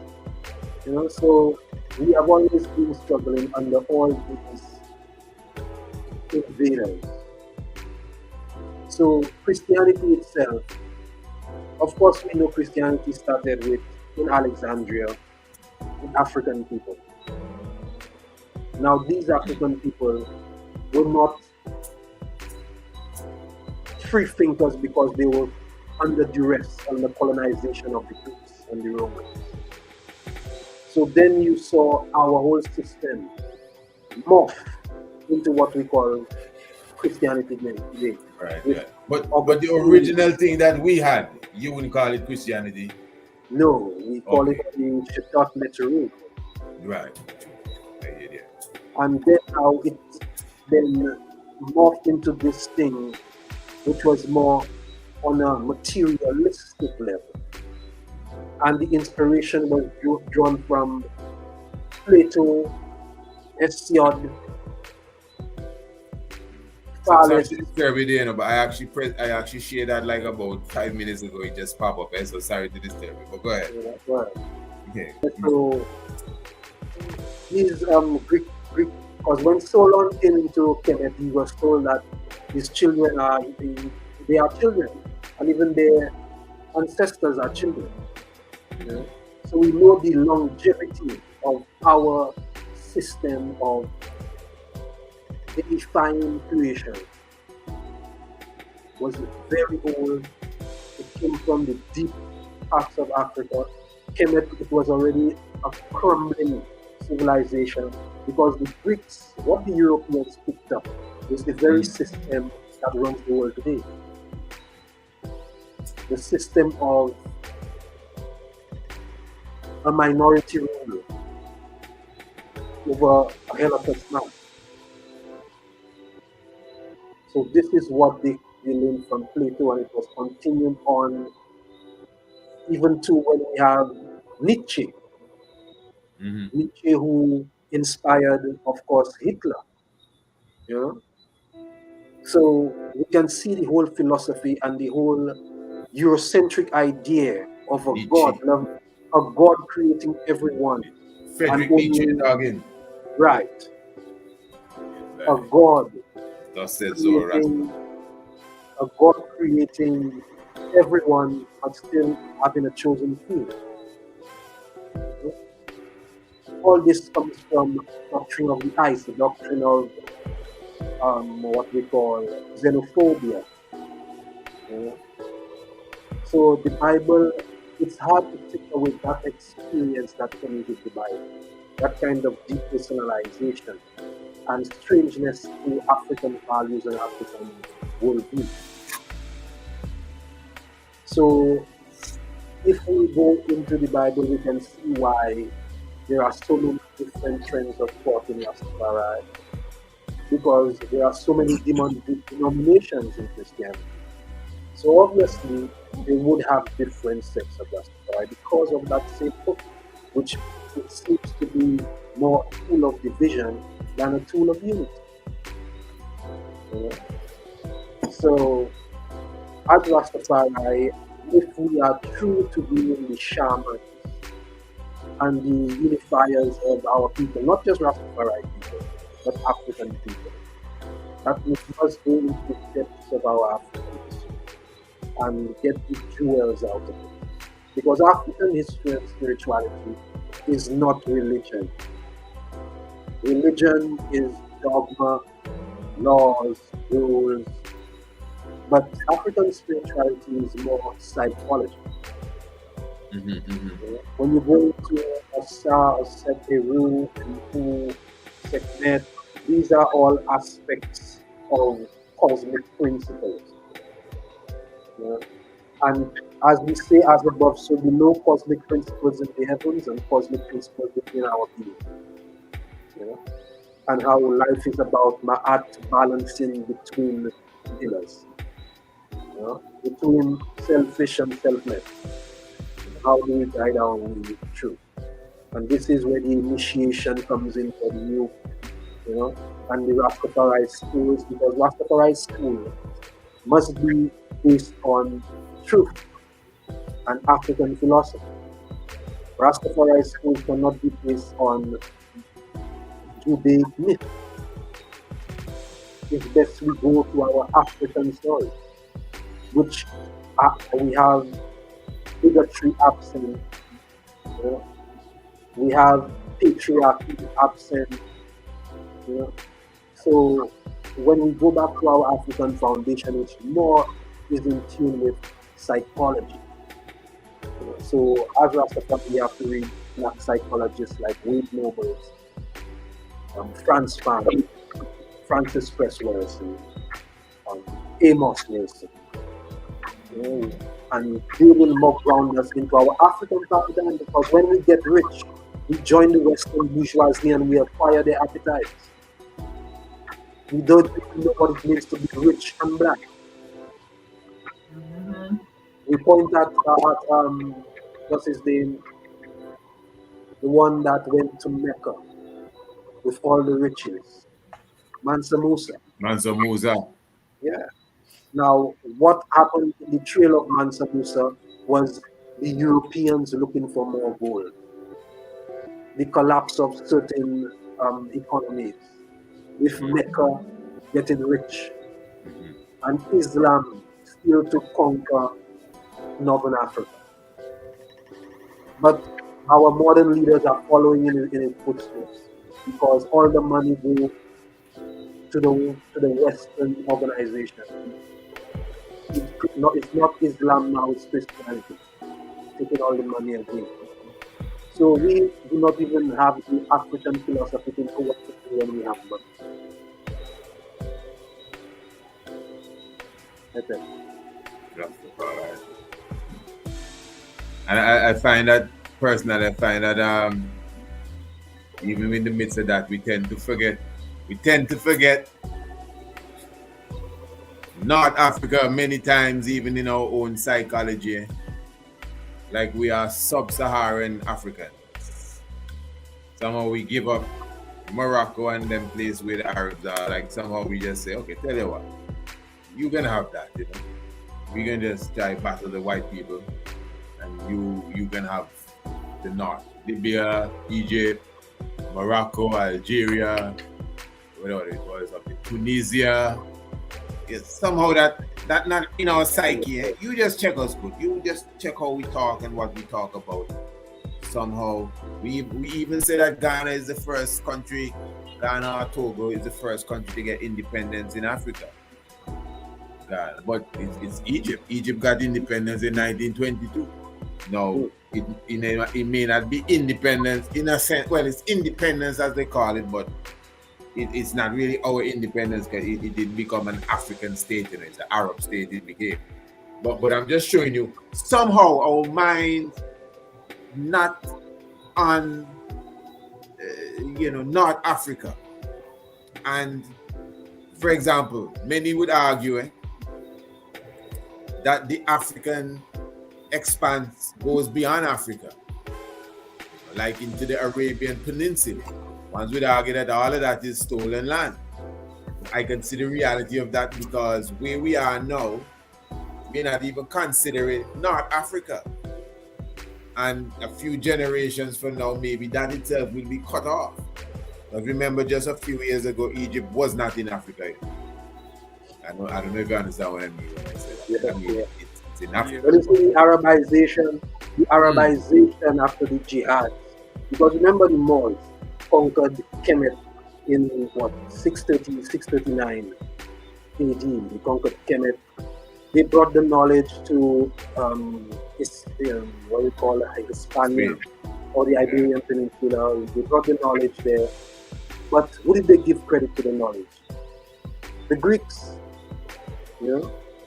So what happened is that the new kingdoms which formed, at first it wasn't Arabization. It was the ancient empire of Ghana, who still practiced indigenous animist, their belief and spirituality.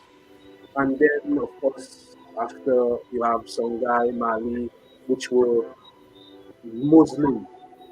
And I remember reading from one of the Greeks of Timbuktu, I think it's Ahmed Baba, when now bear in mind, this is one of the great scholars of Timbuktu that wrote many, many books.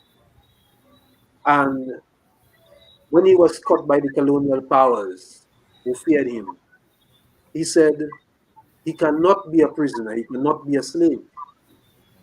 because he practiced Islam. He said those practicing animism, these are the ones worthy of slavery. So then you see how dreadful the foreign religions were to Africa. So North Africa is true because of the Arabization. We don't really speak of North Africa, you know, because there's Pan-Africanism and there's Pan-Arabism. So we say sub-Saharan Africa because of the Arabization that claim allegiance to Mecca still, you know, and not indigenous Africa, like the Congo.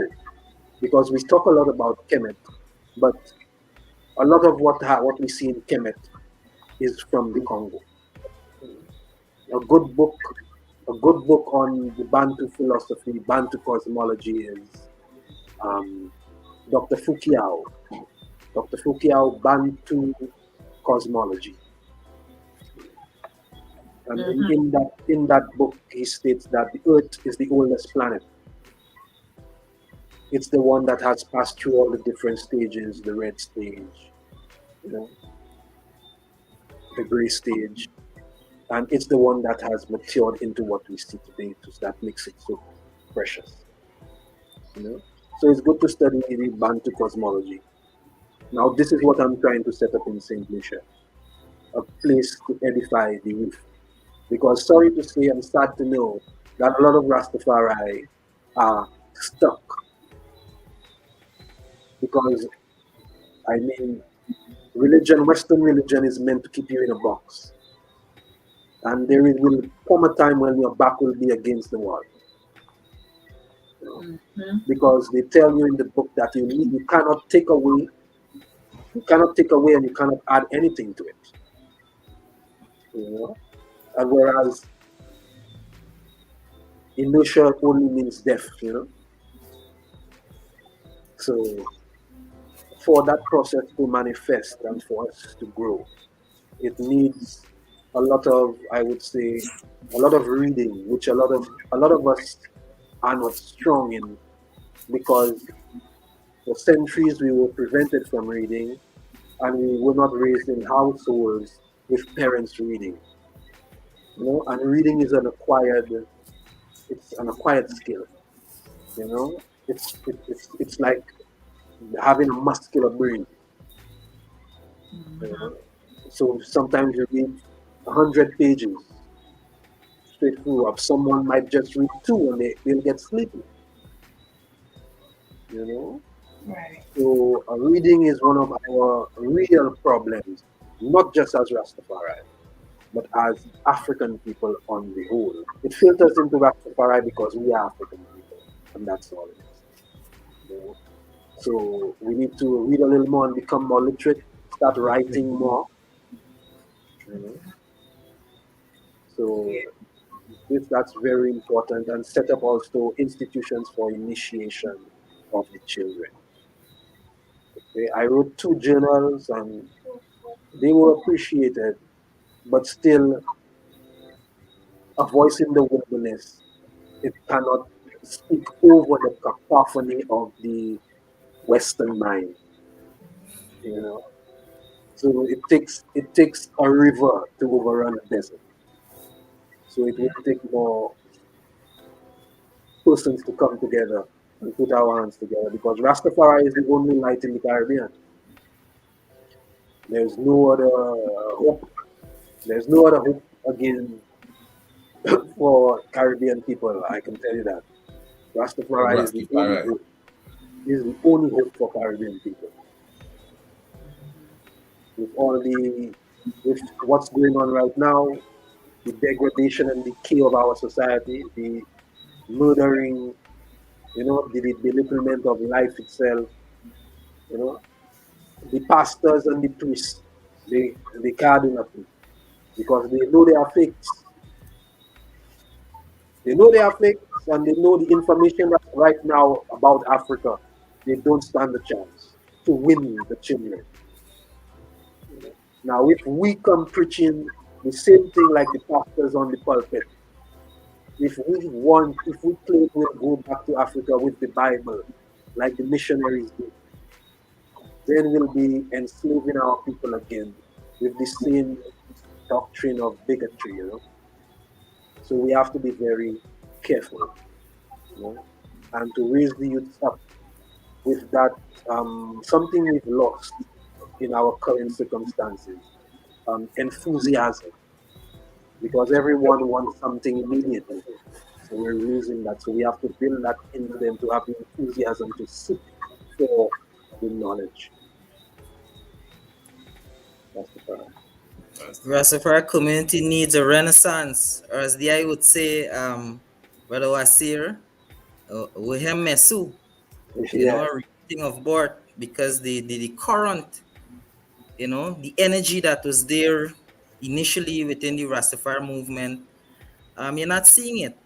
And somehow there's a kind of generation gap that is developing within the Rastafari community, because a lot of the young, and in a good way, because a lot of the young people have rejected the whole biblical doctrine thing. They've started to embrace Nile Valley teachings and so on, but somehow within that they don't make the connection between His Majesty and Nile Valley tradition, So there is need for the kind of reasonings that I have initiated, because that link needs to be had. You have persons now who are learning about Nile Valley tradition and are somehow taking an antagonistic approach towards Rastafari, trying to push us in a corner and say, you Bible waving people, they have the truth now, Kemet and so on, But the connection needs to be had. But I wanted to touch on something reasoned earlier about this whole dynamic between Ethiopia and Africa, and the nuances in using the different terms, because like when we say Africa, we tend to just limit our minds to the continent. Right. But then when you say Ethiopia, there's an expansion that happens, because even the Greeks recognized the relationship when they noted that there was an eastern and a western Ethiopia, which spanned from what we know today as Africa all the way to India, right? And there is evidence that that the relationship was there, because you have in the south you have the Tamil speaking people, right?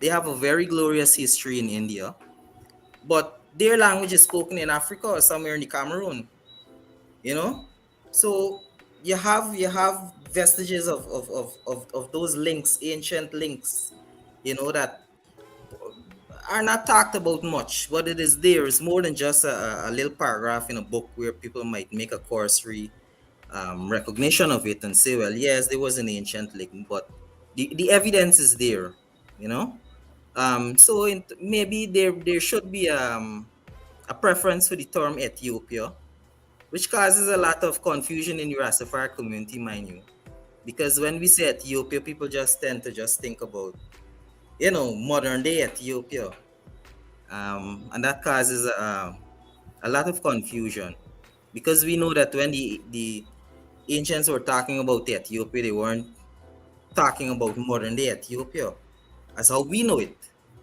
right? And when Rastas speak, they don't make that distinction, but that distinction needs to be had. Now, I'm not taking anything away from modern day Ethiopia, because from what I've learned is that modern day Ethiopia can lay claim because it was a part of that larger or greater Ethiopia, right? So there is a basis for the claim, right? But modern day Ethiopia in and of itself is not the ancient Ethiopia. It was a part of that Ethiopia, and that distinction is important.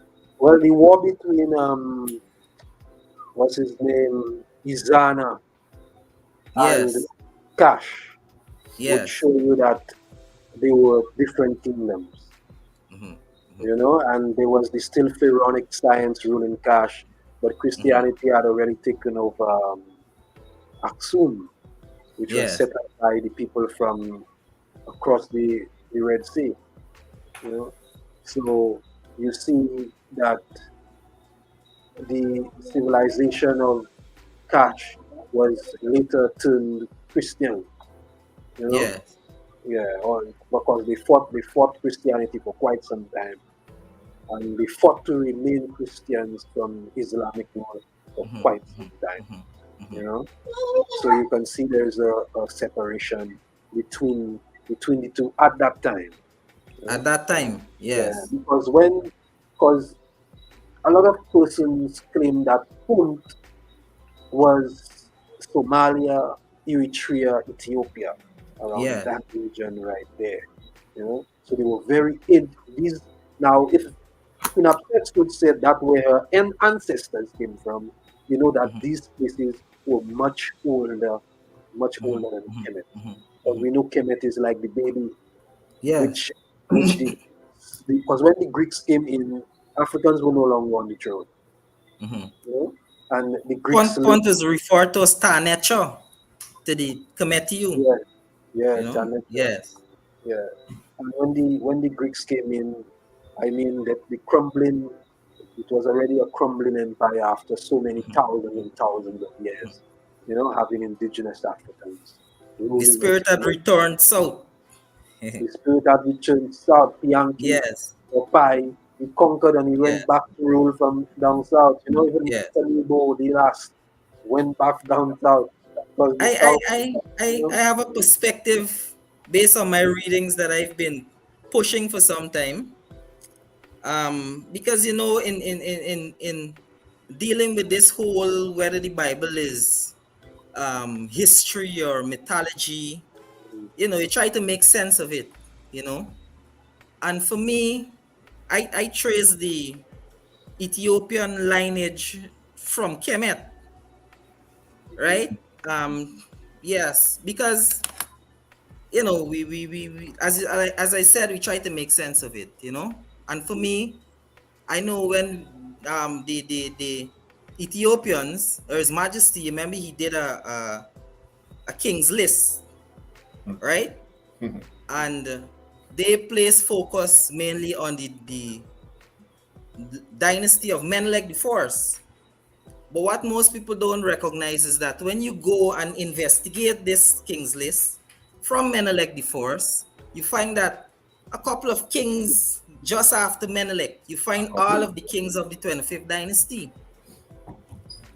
Right? So basically, what they're doing is basically tracing their descent from that 25th dynasty of Kash.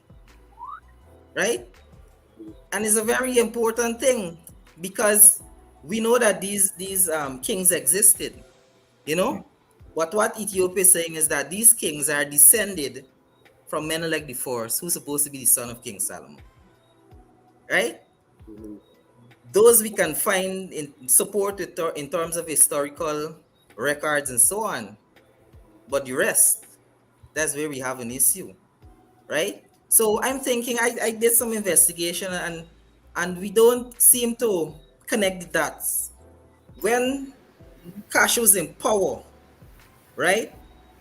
There was one of the greatest civilizations of Africa. Very large. But what the Europeans try to show us is that they just moved north, right? They moved north, took over Kemet, and even went further in terms of the Levant. But they don't show you that they also went south, because if you check the modern map, you would see that the Sudan, which is the modern representation for Kash, their southern border is directly on par with Ethiopia, right? So how is it that they would have expanded all the way south and not taking the piece that we know today as Ethiopia? They are taking in all of that. That was a part of the greater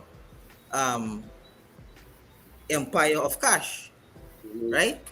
And so you would have probably had Ethiopia as just maybe a little province or something within that greater empire, right? So we gotta connect these dots. Cash is very, very important. Until when you read the Bible, um, most of it revolves around cash. You know, you had Moses is supposed to have written the first five books of the Bible, met Pharaoh, but didn't name the Pharaoh that he met. You know, but when it comes to the pharaohs that are being named, you have the Ethiopian, the pharaoh or king. I know we don't like to use the word. The Ethiopian Nesu, who's named, you know, Ethiopia being the first mentioned nation in the Bible and all these different things. So a lot of things, there's a relationship between cash and the Bible, you know. But I haven't dug enough, because for me, I'm thinking that maybe the genesis of it might have started with cash, you know, in terms of putting certain things together. But these things are important. These things are very important. And like I'm saying, with Ethiopia, there is a case to be made for basically realigning certain narratives, because Ethiopia has just taken on this Christian narrative, and that's when they talk about Ethiopian history, it revolves around the Bible. But Ethiopian history is more glorious than that. As we've said, the scientific evidence shows that Ethiopia is the ancient land of Punt, right? And just like how today Rastas look at Ethiopia, that's how the Kemetiu look to Ethiopia too, right? It has never changed. Even you have a very wonderful illustration of Asar sitting on his throne, right? Flanked by Aset and Nebuchadnezzar. And you have, if you look at the base of the throne, you'll see the image of like a pool or water, right? And then from there, there's a tube, a plant that grows up in front of the throne, and you have the four sons of Heru, right? Now, to me, that's a prophecy of His Majesty, because that shows you that the throne sits at the headwater of the Nile, because that's a representation of the Nile that you see there.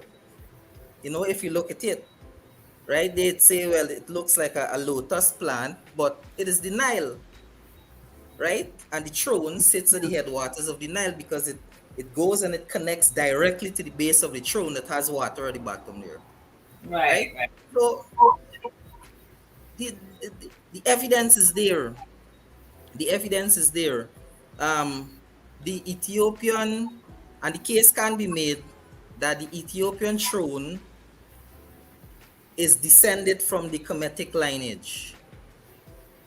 The evidence is there, because they're saying Solomon. I say Simon because to me, I found the evidence that the character that they're calling Solomon is actually Simon of the 24th dynasty, right?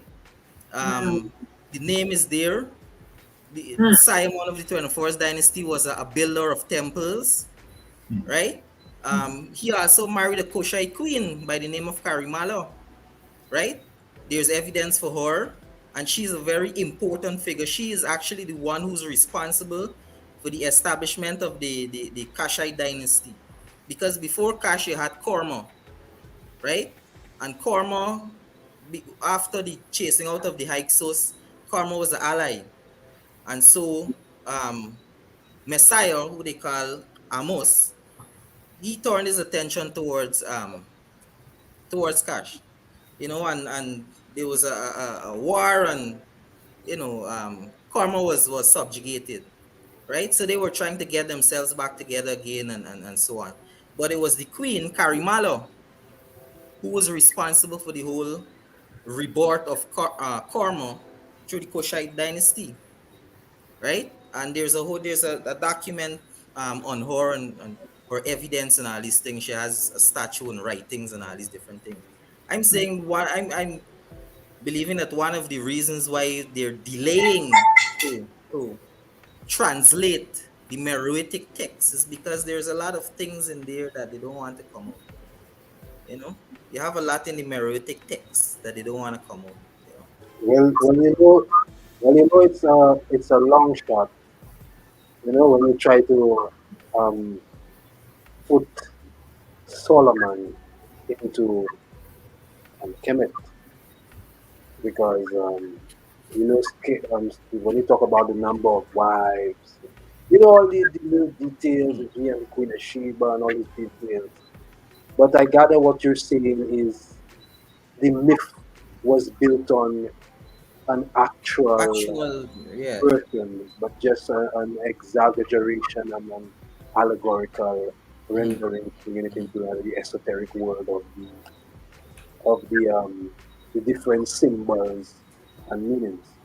So I can lean on that, but it's very very hard. There's a lot there. There's a lot there because like also you have before Simon you had Susanis the Force, who some are saying that well he's the David of the Bible, right? But his name actually means the star appearing in the city. That's his Kemetic name. The star appearing in the city. And that's where to me the whole concept of the Star of David comes from, because not a biblical concept. Right? It comes from his name. And he, just like David, was responsible for building a city, right? He's the one who moved Ramses City and built it at a different tributary of the Nile on the Delta, because one had been silted up and so on, right? And they ruled from a city called Tanis, whose I think capital has the name Jaru, as in Jerusalem. Right? These things are all there. You just have to go and check it. Right? Those things are all there. Right? Yeah, I think that I have to seal up soon, family. But yeah, what the brethren is putting down there, well, not even the brethren alone, for my, I like the shallow and I take it in the reasoning. It's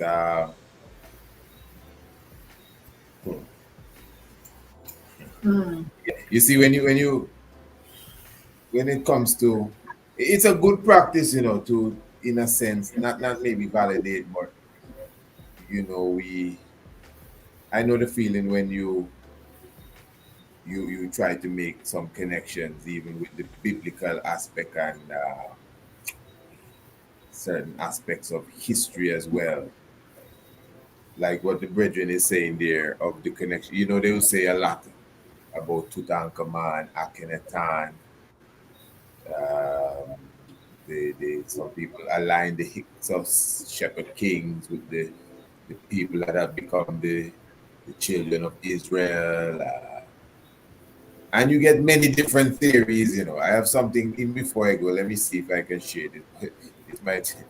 I might press share now and it come on tomorrow morning. I don't know how it's working out here, but let me just.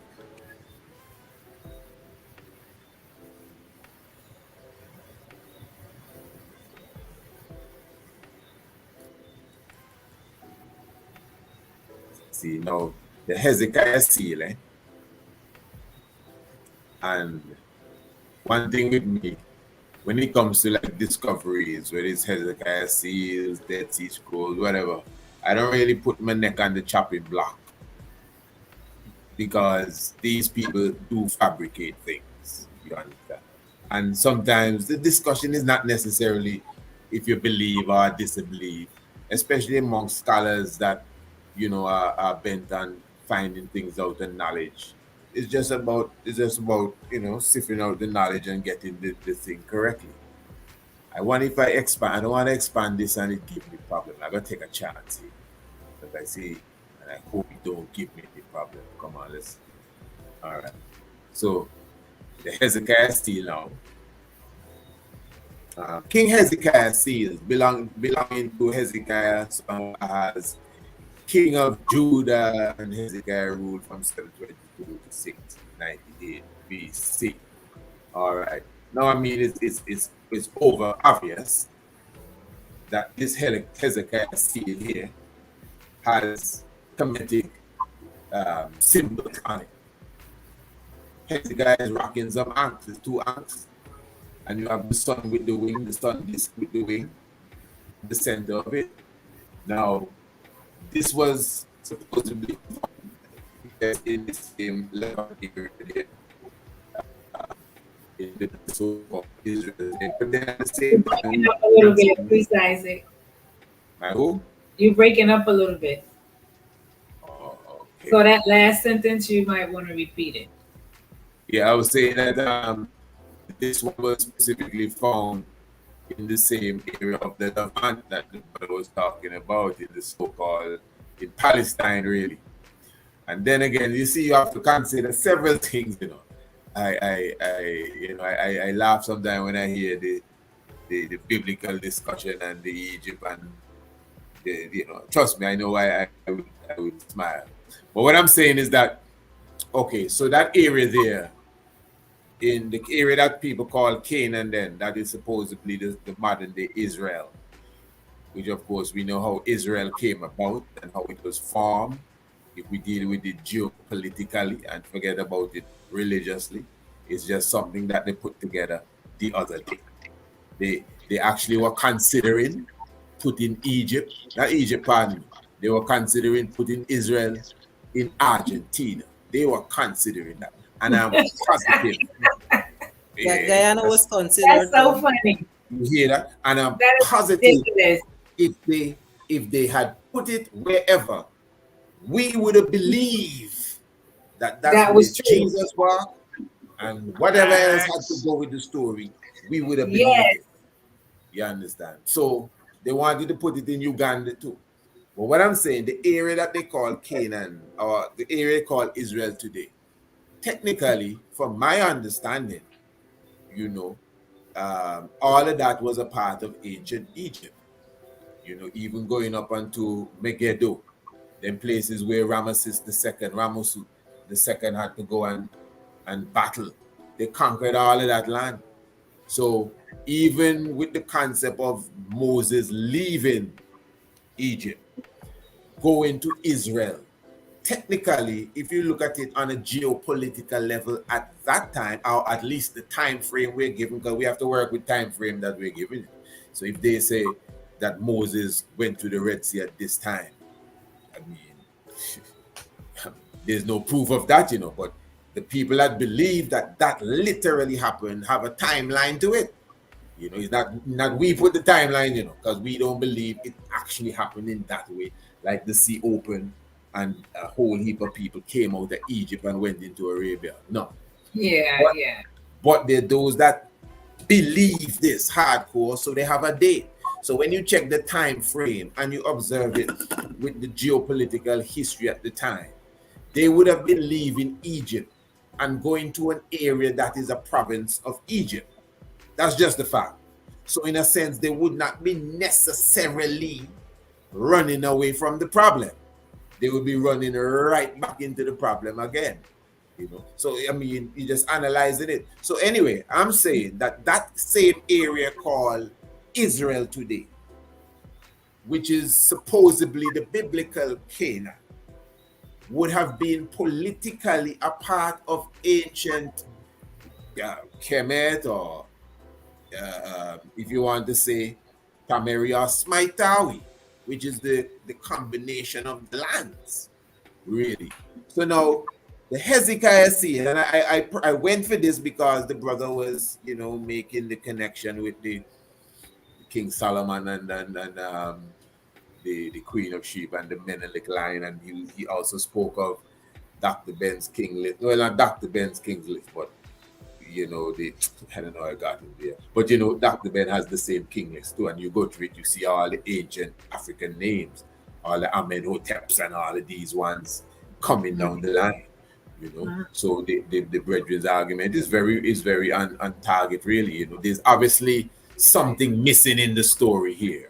There's something, as much as we would say the Bible is mixed and it's not the full story and all of that. That may be true, but still, for you to really decipher it and understand what is really hidden inside of it is like finding a treasure.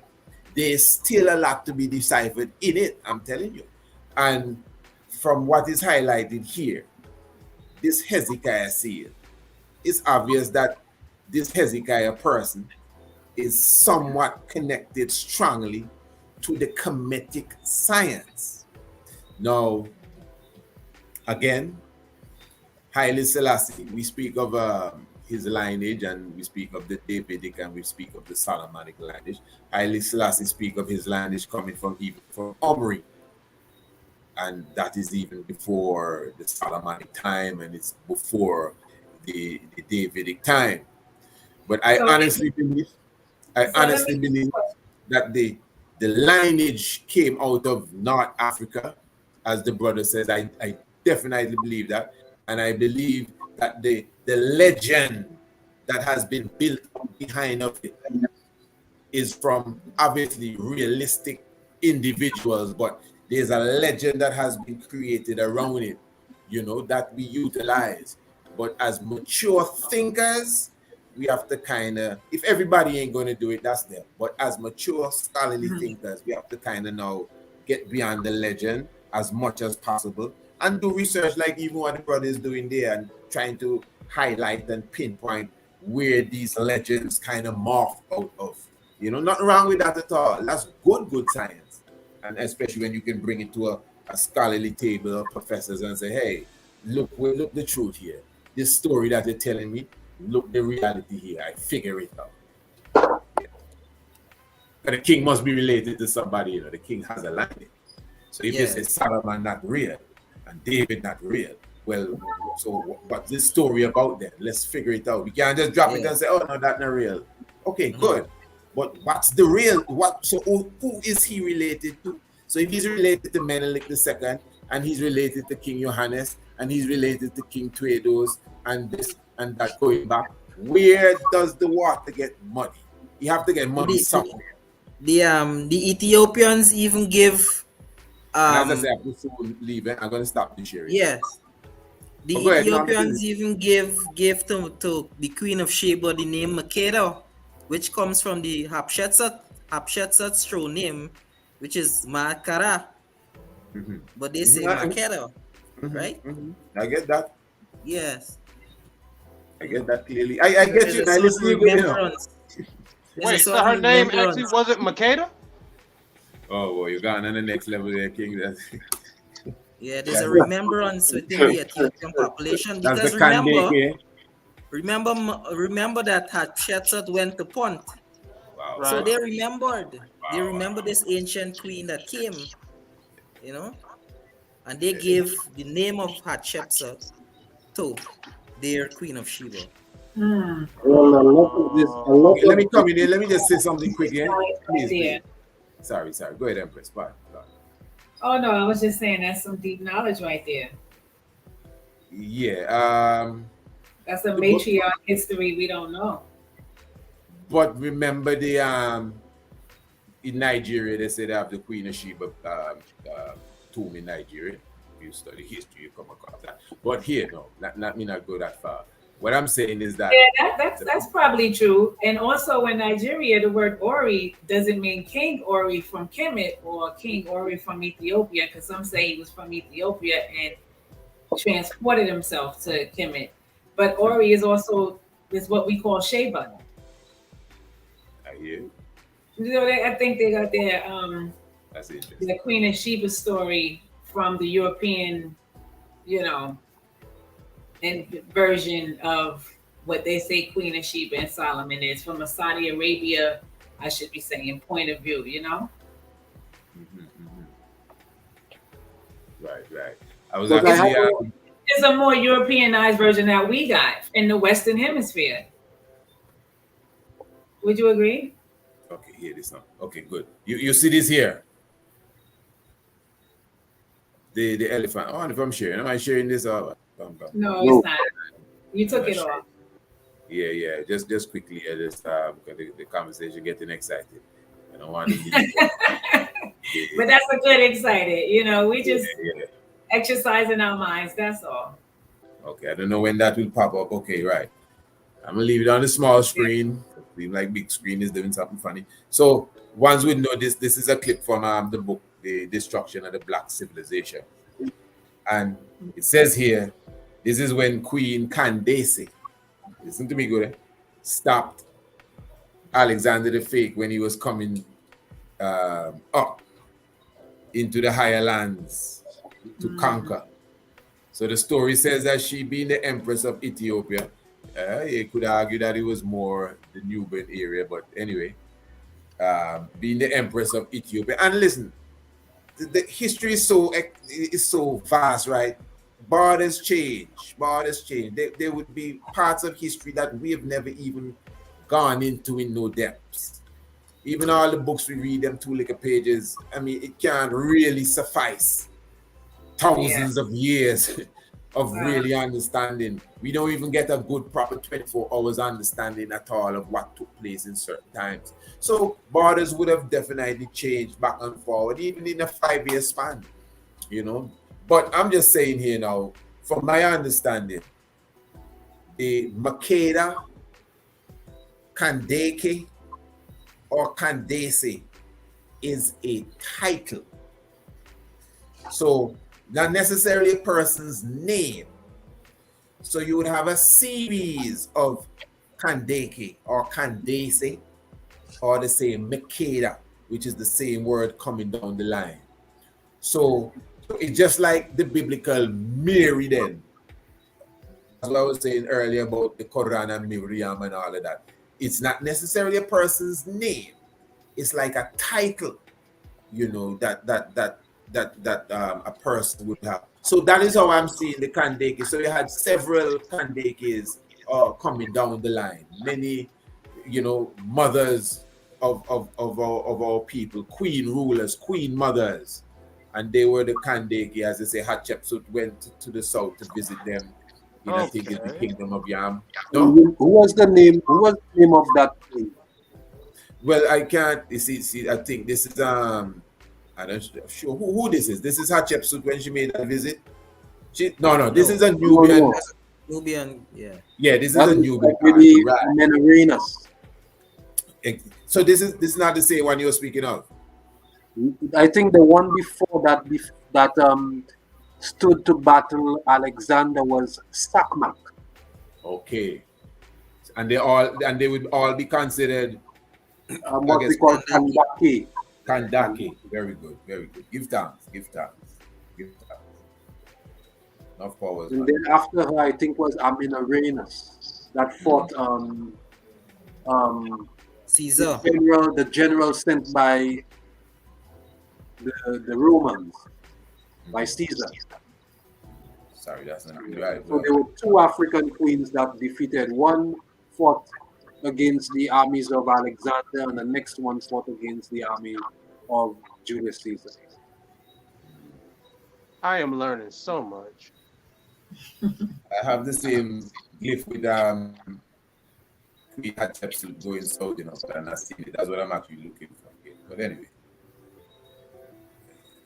Because I think in Wikipedia has a list of the Kandakes, and you can see which queen was there. You can see which queen was there at around 332 around that time, ruling in Ethiopia, where they call it Ethiopia, but Kush. I didn't know that people bonfire on Wikipedia so hard. Now, I actually didn't know. This book I have here, that's by one of the volumes from Maspero, Gaston Maspero, and in there he talks about, well, this one covers a time period of the Ptolemies or the Ptolemies, yeah. So in this he talks about the Jews coming into Alexandria, and they were actually freed from bondage with the coffers of the treasury. And of course, they were commissioned to write what we call the Septuagint.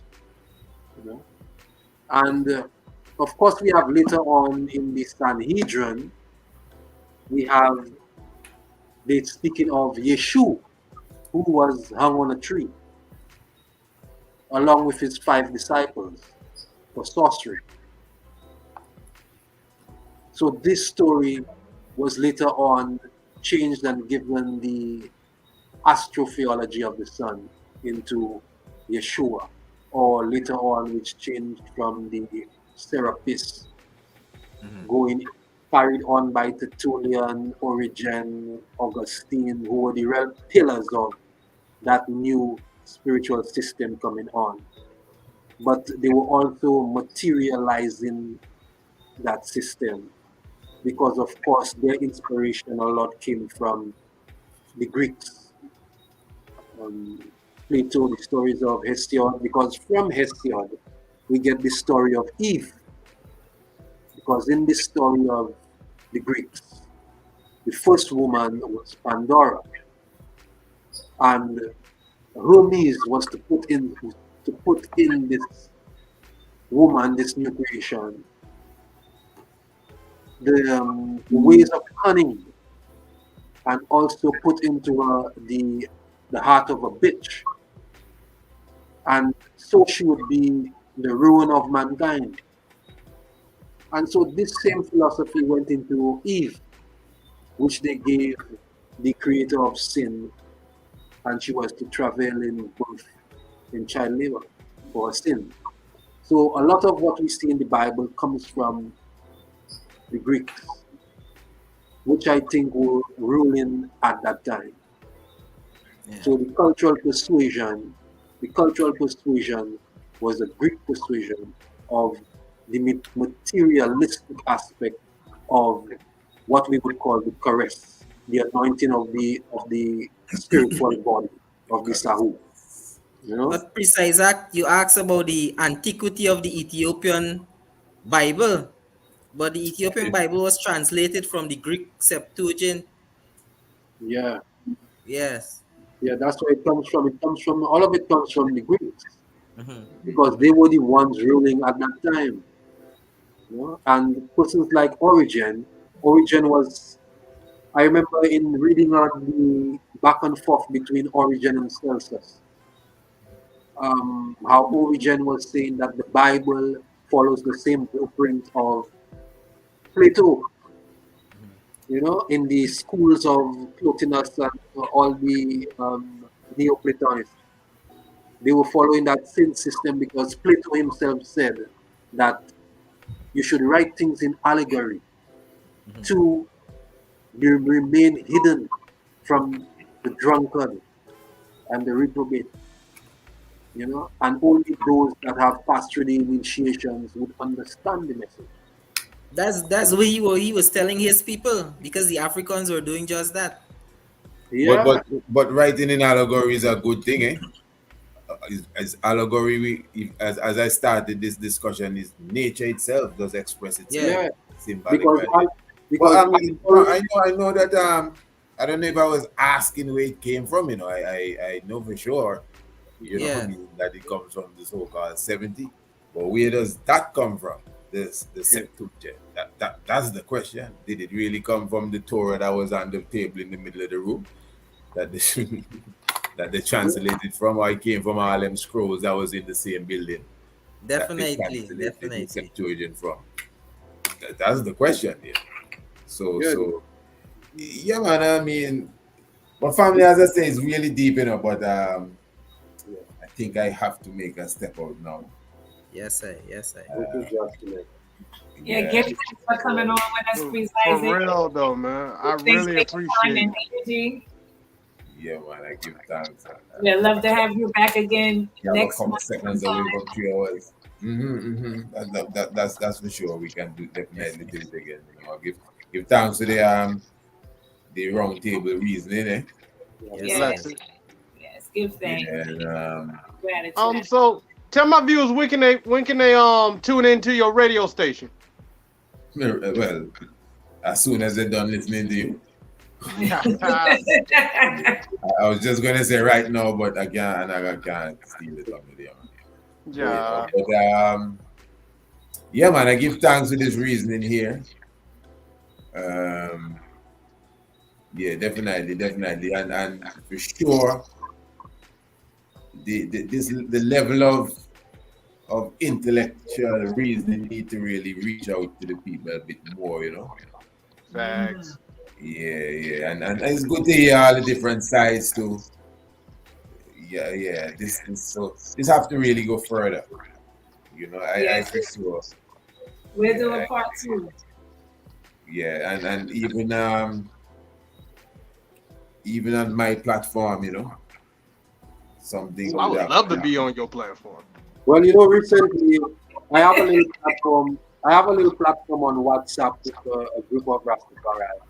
I mean, my teacher, um, Kidemi, Ras Kidemi might know him, Abdullah from St. Lucia.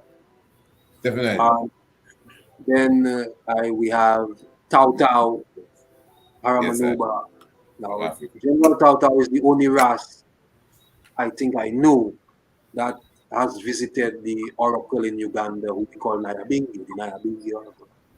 You know, Ooh. so there are different races. There are different races around the world, and a lot of them are in Africa because we know we have a big, massive Rastafari in South Africa. Yeah, man. There's more Rasta Now, there than anywhere else. now we can see the whole paradigm shift when it comes to Rastafari reclaiming their African indigenous heritage and not clinging to the Abrahamic thing anymore. So we can see unfolding. Rastafari. Yes, family. Yes, I.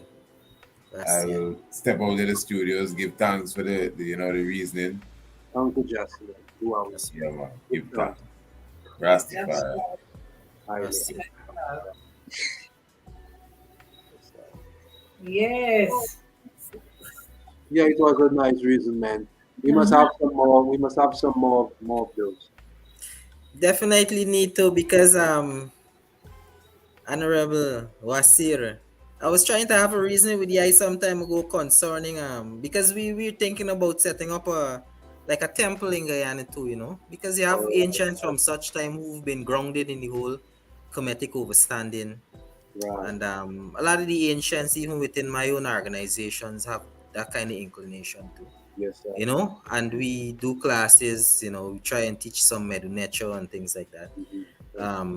But we know that it needs to evolve into something more formal, as you're saying, the keyword initiation.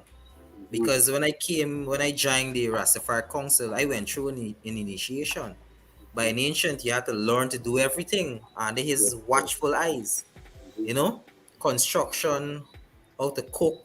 You had a library, which books to read. You would have reasonings and these things.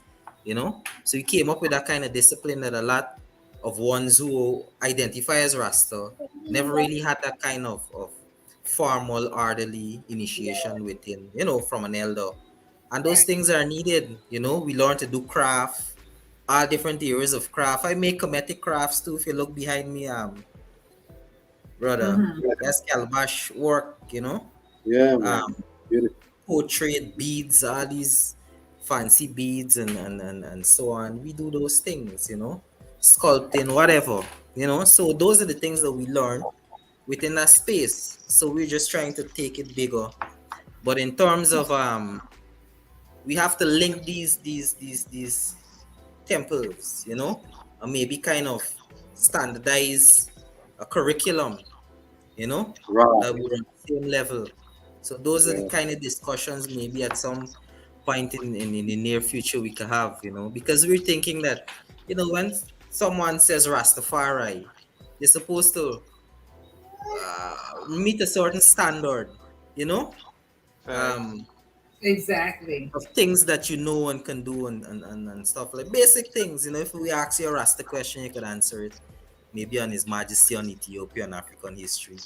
So those are the little things that we need to standardize, because in a couple of centuries ago, even within the European world, for you to be considered civilized, you had to know to quote the classics and to sprinkle your speech with a little Latin and play some instrument, and we can have a standard too. What I mean? Yeah. Well, in our temple here, What are Rastafari classics in terms of our work foundation? Scrolls that a Rastaman must read, and if he could quote from it, yes, star right away. those are the things that we have to sit down and mesh up and establish and say this is the Rasta standard. Right. Yes. It's true. It's true. We have to, because here we deal with a lot of literature. You know, a lot of literature, a lot of African history, psychology. We also learn European history. The Renaissance thinkers like Descartes, Schopenhauer, you know, different trends of thought, you know, Lenin, even ones like C.L.R. James, you know. So it's a deep study of recent African history Yeah. and ancient African history. You know, because the recent African history, especially what went on in Haiti and certain places, would have you more in tune with your environment, your current environment. Yes. Because there's a lot of obscurity in the Caribbean when it comes to our identity. You know, and some people might, if you dress like an African, like I would dress like an African, you would get the stares, you would get the looks, you would get people saying you're not African, you would get people saying, you know, all these things. Though when you look at them, they look exactly like the people in Africa. Yeah. But you know, you would say they're not African. Some would say, well, I have British in me, I have Irish, I have this. Yes. That. So we have that deep confusion, that spell going on, especially in the Caribbean.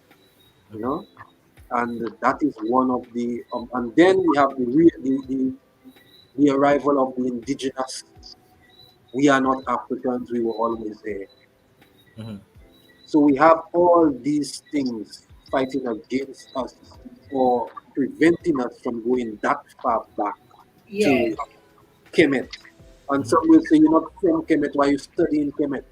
But keeping us from uniting too. Yeah, because we in the Caribbean, like, not in the Caribbean alone, we in the diaspora are the epitome of Pan-Africanism. We don't just love tribes, we love the entire continent of Africa. We are not tribal. Now, that's what Africa was growing into with the 42 nomes or 42 cities of Kemet. Pan-African since then. Yeah, but it was destroyed and later it went to the west. It started off again with Ghana, but then the Arabs came in and it was not Pan-Africanism anymore, but Pan-Arabization of the people. So we have all these dynamics happening. So we have to read a lot of books, from the ancestors, a lot of recent history to get grounded in our current times, because there are some things that worked in times of ancient and it will not work right now. Yes. You know? Yes. Yeah, so we have to balance out the information which we would want to present to the younger ones, because in my time growing up as a Rastafari, there were plenty. There were plenty. When you go in the waterfall, I always say that when you go in the waterfall, you used to have to wait in line to go under that water. But right now, the waterfall is desolate. And bush growing there. You know? So you can see Rastafari is dwindling. It's dwindling. You know? Just like in Guyana here, in the Orleans, the Rastaman, wherever he's from, they used to converge on what we call the blacker. That Africans dug from a very far region away and brought it to the city. There's black water. You know, and the Rastas used to go. That's the only thing that they used to drink. No pipe water or anything. Black water coming out of the interior. Right? Wow. And so all the Rastas, early in the morning, everyone used to walk from wherever with the bottle and bucket to go in and chant and everything at the black water. And then you're going to fetch it home, because this way doing everything with you and drinking water. You know, but those things don't happen anymore. You know, so it's the same thing like you saying with the falls, right? Yeah, the energy is because the youths are waking up. The youths are waking up. The youths are learning about Africa, but the youths are more leaning to Eastern spirituality when it comes to chakra system. Yes. Opening their third eye and these kind of, you know, but that ideology still is a bit individualistic. Yeah. It doesn't have you centered in a community, Right. and the Right. responsibilities that come with that. Instead, you may want to go and do yoga, sit down in a room, read Yeah. many books, and then Yeah. say you're opening your third eye, but the Yeah. third eye can only open through the heart chakra, and that Right. means love, self-love and love for others and interaction. Yeah. So it's a lot the youths, we Yeah. have to teach the youth to Because raise the them. thing is, you can't know yourself outside of the context of community. Right, Because how you gonna know if you're good or bad? A person is how you deal with people in relationship. right. But if you go on and behind the bush and whole meditation and developing a spirituality and all these things, then we won't know. You know. Yeah. Now But that's that's what I love about the Kemetic overstanding is community oriented. right. Ma'at, you know, and the cosmological outlook of the Kemetic overstanding is that you're connected. Mhm. Relationship is the foundation of spirituality. So you now have to perfect. You have to perfect the art of relationship, and it's relationship on three different dimensions: relationship with people, relationship with the environment, with nature, and relationship with the ancestral realm. Right. And there are things that you have to do in order to balance those relationships, and to access the energy that flow from right relationship. So that's what it's all about. It's about His Majesty, relationship. His Yeah. Majesty had something saying. Spirituality is not ideology or theology. Now that sentence in itself is a heavy, heavy, heavy sentence. Spirituality is not theology and it's not ideology. Mhm. It's the natural way of life Yeah. given to man, It's a liberty in a and sense, the as our Rasta say. interconnection with the universe and with each other. You know? So that simple sentence says that it's not really your religion, but it's Mhm. how you live your life and your Right. interaction and your relationships with nature, with Word. people, with yourself. You know? Because if we check the who's here, it's more ethics based. Right. How you behave in different social contexts. Yeah. Now That's what's important. that is the book I was saying. Rastafari need this on the altar. Hmm. No more should Rastafari be quoting Jeremiah, Hmm. Luke, John, these Hmm. guys.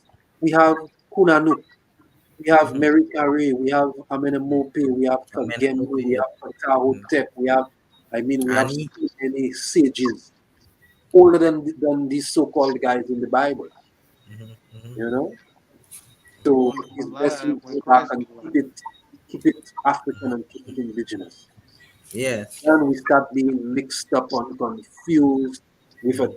with a God that he taught the colonizers to go and claim land in his name. That's what he told the Israelites, and Mhm. that's what the Europeans came with that same ideology. They're coming to conquer land because these people don't worship their God. So if we follow the Bible, we follow the doctrine of the conquistadors. It will go down to that. We're not Um, getting anywhere following the Bible. We've tried that for hundreds of years. And as you can see, the results of it, whether it's Rastafari or Christian or whoever it is that's embedded in the Bible, we see that it's not uniting us. I know that much. For It's For, real. yeah, just, and when it's we for me, actually the mindset is return to the source. mm, Return to the source. And the source is the Nile Valley. We know Kemet wasn't the forest, but it is the source through which Africa civilized the rest of the world. right. So it represents a time when you had European and all these different things on the world stages yet. It represents something pure and indigenous. you know but when we talk about the Abrahamic religions, is within the last 2,000 years, and so you have that polluting, of it by Exactly. these That's where foreign the watered down start. ideologies and these different things. So Mhm. we need to go beyond. It's kind of like stepping outside of the box of 2,000 years ago. Stepping outside of the box. That's why Yeah. that's why Schopenhauer says that Christianity came in as a divider of the two worlds. Mhm, mhm, mhm, mhm, In ancient time, there was the who we call the Nosubiti, who was the unifier of the spiritual realm and the physical realm. mhm, So it was one. It was just one paradigm mhm, with the immaterial taken into account and consideration, cosmic powers which are really infinite, and mhm, the temporal, physical, terrestrial world. And this was united under one person we call the Nosubiti. mhm, But then when Christianity came, they came with the Pope and the Emperor, mhm, and they mhm. separated the worlds in Two. two, Mhm, mhm, and they had different laws for each world, you know. And this is what you see in the West, the materialism and the um, what we call duality, mhm, the accentuation on duality. mhm, That good and like there, you have options, you mhm, know, you have two-party system, you have mhm, Republican, Democrat, you know. So mhm. you always have this friction. There is no Um, oneness. Polarization, they call it. Yeah, the Mhm, polarization of everything in the Western world. Yes. Whereas your leader's supposed to point you in the right direction, here you have two, you can go whichever way, because it's individualistic. In your mind, the only person that suffers from your wrongdoing or your bad choosing is you. But really and truly, yeah. the whole society is affected just by one But person. that polarization thing is very, very dangerous, very serious, because like when you become polarized, you join a camp. There's no longer any thinking, any rational reasoning. You don't want to hear that kind of rational reasoning from the other Right. side. You know what I Yes. mean? You Yeah. just would defend anything, and your position and your camp on this it. And this, like you said earlier, this was going on within the Rastafari community too. Big Because Because yeah, you know. rationalization was put aside, and what replaced rationalization of spirituality and living, what replaced it was what we call divine inspiration. Mhm, That a man would sit down in a room and come outside and he said, God spoke to me, mhm, you know? So yeah, we have a lot of this taking over, but this had to be accompanied with violence. mhm, Violence was the side maiden of all these different religions of incredibility, mhm, because the people wouldn't believe, mhm, because we were rational beings. Everything was rationalized. We dealt with a synchronicity of creation, and everything was rational. But yeah, it came with something. A man was created from a rib. A woman was created from a rib from a man. And mhm, so these incredulous things, violence had to accompany that. So mhm, divine revelation took mhm, over divine reasonment and mhm, intuition. mhm. Yeah. Yeah.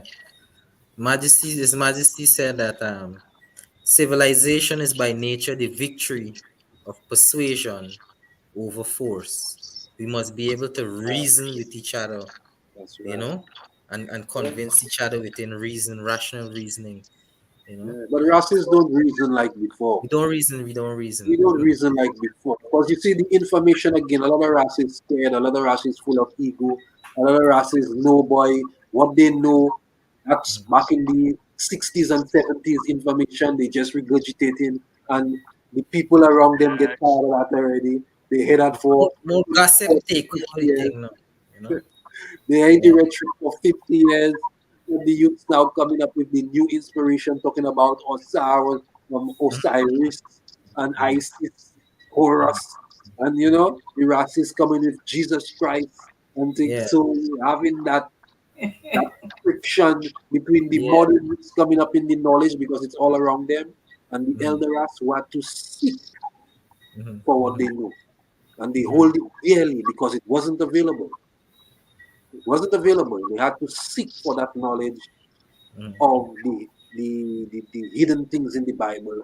Yeah. And because Rastafari started off not on an intellectual Mhm. Mhm. foundation, really. It started off more on a spiritual Mhm. foundation, you know. Mhm. Mm-hmm. So right now we still have spiritual Rastafari in the group, but not Mhm. to say that they're ignorant, but just that the information they came across Yeah. was information that was controlled because we couldn't get certain books into our spaces, Mhm. especially in the Caribbean. Certain Yeah. books couldn't pass customs, Mhm. you know. Mhm.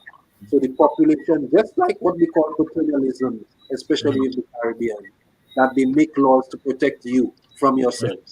Mhm. You know, so the Syrians would come in, the Syrians would get concessions, they would bring in Yeah. all the clothes. Now Yeah. you would control the class of the masses. They would then control the social economics of the masses by Yes. having you go and purchase your clothes from these Syrians who are getting concessions. And they would raise the tariff on clothes 42%. So you Yeah. can't get good clothes. You would have to go to the Syrian clothes that when you wear that once, that mash up, you have to go back and buy a next one next day. Mhm. So they control the social economics of the Mhm. people in the Caribbean, Mhm. you know, and they put them in this little bubble, you know. But Yeah. as we can see, the youths are gravitating to outside of the bubble, and what they're getting outside of the bubble Yes. is violence, promiscuity, and all these negative things. And that's where, ones like us come into being, because remember, we Rastafari set a trend that the community is now catching up to.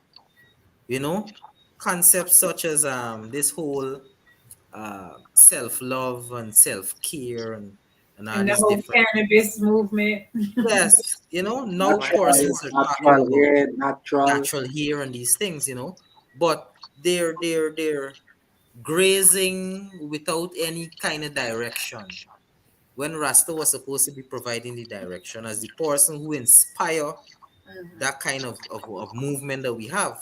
Right. But what you have is that you have that traditional Rastafari um, outlook that did not evolve higher, right? Did not evolve higher, because the ones now who coming in and are embracing these things, who don't identify as Rasta, but they're within the Rastafari pasture grazing, um, they now have access to a lot of scrolls than before, and so they come in at a higher level.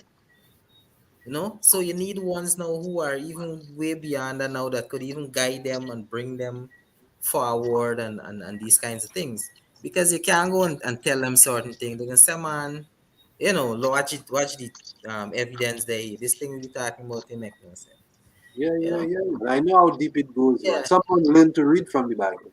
Yeah. Someone never could have read and they learn to read from the Bible. Hmm. You know, so the essence, the whole foundation Hmm. is in that book. But we never had one book. We had Even thousands and millions of right, books. right. And We even never at read. even at a certain point, we never had them things. The African Bible was nature. You Yeah, know, yeah, yeah. so Because there's a time when no writing is yeah, recorded. right, There's a time right. when no writing is recorded. Yeah.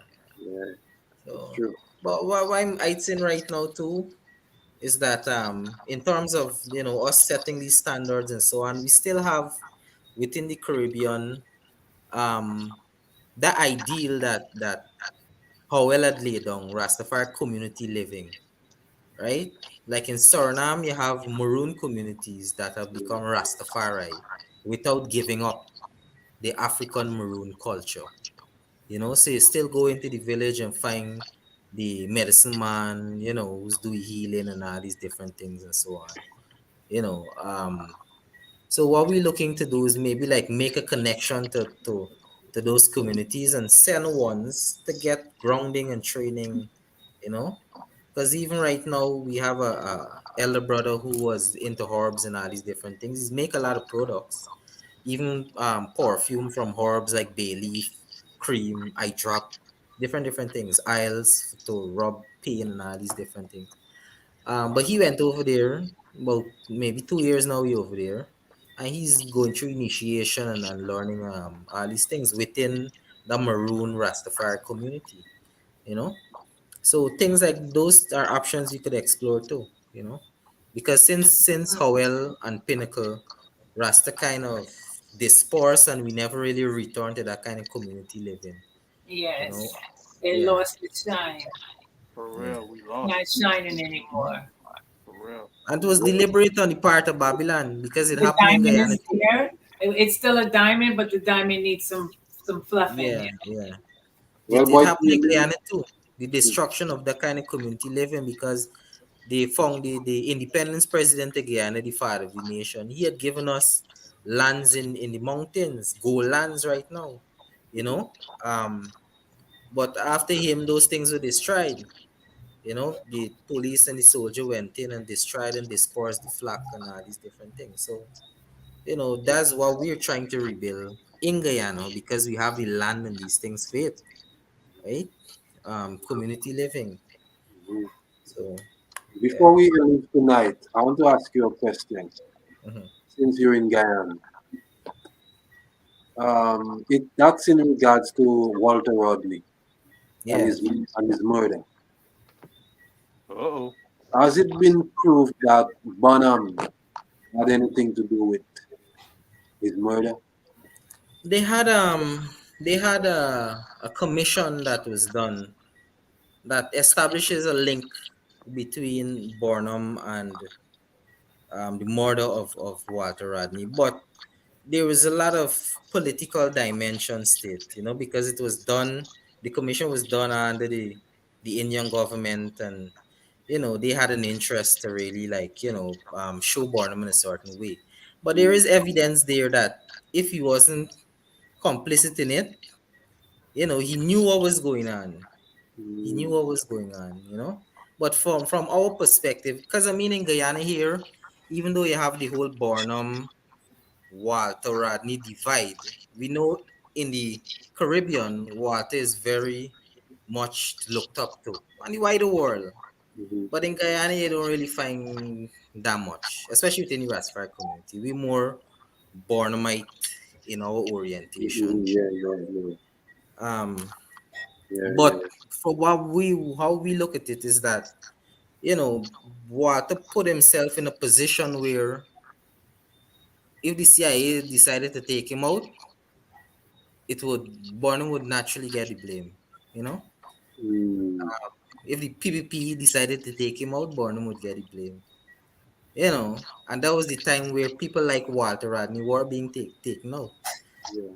You know, Bob Marley and all these different people's, militant Pan Africanists and so on. So, um, links were made in terms of Barnum knowing certain things and persons associated with him being involved in certain things, but nothing to say, well, look, he passed the command or anything like that.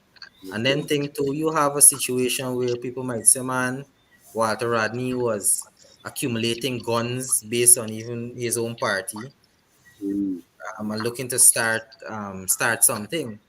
So if Barnum kill him, then well, mm, yeah, mm.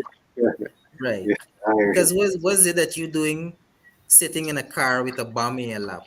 You know what I mean? So yeah, that's the situation here in Guyana. But we know Walter, we respect Walter Rodney for his intellect and his contribution Mm, to the African community. yeah. But in terms of his political dealings, that's a whole different thing. Mhm, mhm. Yeah, Okay.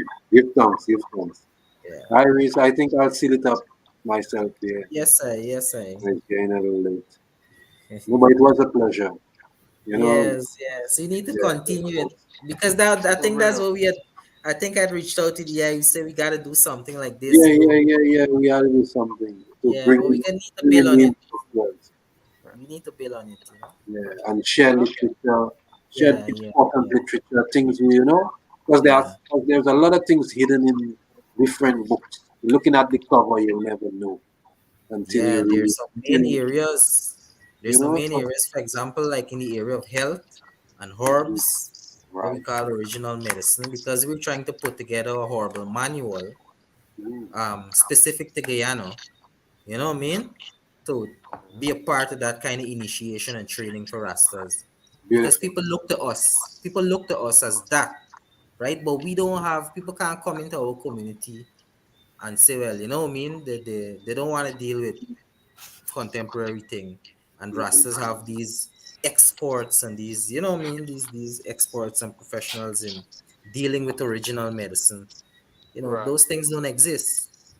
You True. know, you have Yeah, ones who have the knowledge, bits and pieces and so on, but we want to bring it together, right. have it centralized within the Rastafari community so people will come and get a holistic kind of healing. You Yeah, That's know, right. cool. yeah, Because we need healing genetically, mentally, physically, spiritually. Our And and emotions are all over the place. we I have see so Especially much, emotion.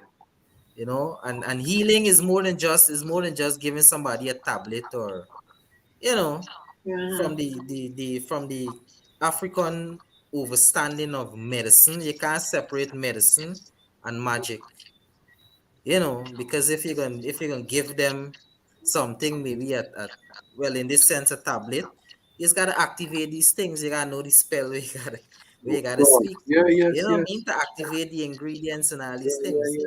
So you gotta become the divinity and even command the you Yeah, know and these yeah, kinds of because things. it So is, it is there's a easy. difference. Yeah. When people Disease is come a to symptom Rasta, of negative thinking. yes, right. Yeah. When people come to Rasta, they come with a kind of confidence that Rasta know, you know what I mean, we doing and he could heal them and indeed it is even heal itself with that kind of mentality. Because I Oh, saw even the brethren I was telling you about just now, yeah. people had eye troubles and give them eye drop thing that is make using indigenous knowledge, different sap from barks and so on and improve the eyes and they come looking with this man there. This man going to Suriname and thing. Whoa, what I mean? Real healing. Sometimes Yeah, massage one. I still got aisle that he gave to me, and if I got any pain anywhere and I rub it, it just go away right away. You yeah, know? Yeah. Wow. yeah. We have that talent. We have that closeness. We have a lot of skill. You see, as Rastafari people, the intellect may not reach wide and far. But you see, when it comes to our hands, Mm-hmm. what we can do with our hands, we are masters. Mm-hmm. We can make poles. We can do Yeah. landscaping. We can do crafting. We can carve. We are builders. We Yeah. we we are herbalists. Rastafari have so much talent. You know, so the intellectual aspect of it, we have to, of course, put energy behind that as well. Yeah. Yeah, yeah, Because As you we say, want to more make, ones have to practice writing and speaking. yeah, Yeah. especially learning African I heard you languages. mention it earlier. We need to speak and write more. Yeah. Yeah, we need to start become more literate again, You know? write more. Even though Yeah, it's a yeah. leaflet, We need to control our you own narrative. You know? that's it. Yeah. Yeah, Yeah. Rastafari. Yeah. On Give that note, thanks. on that note, That's yeah, I think right. yeah. We power. do. We Yeah. need to take the narrative back in our own pen and paper. Yeah. Yeah, Yeah. Long time we've been doing this. It's time for the action now. of course. Okay then. Yes. Give Well, thanks. Give asante sana. All right, y'all. We're gonna wrap it up. I thanks. appreciate all of y'all being on my show. I really appreciate y'all. I don't know if I say this enough, but I really do appreciate every one of y'all. With enough love, we signing Yes. off. This is Yeah, man, peace. bless. Hallelujah. That's Uhuru. right. Empress. Yes, That's blessed it. love. Yes, Yeah, bless sir. up yourself, Capra. Give thanks for coming. Honorable Yes, Wasir sir. Erumat. Well, I see you Uncle come up Yes, with some Uncle tomorrow. Justin M. Believe Yes, me. sir. Rastafari. Hallelujah.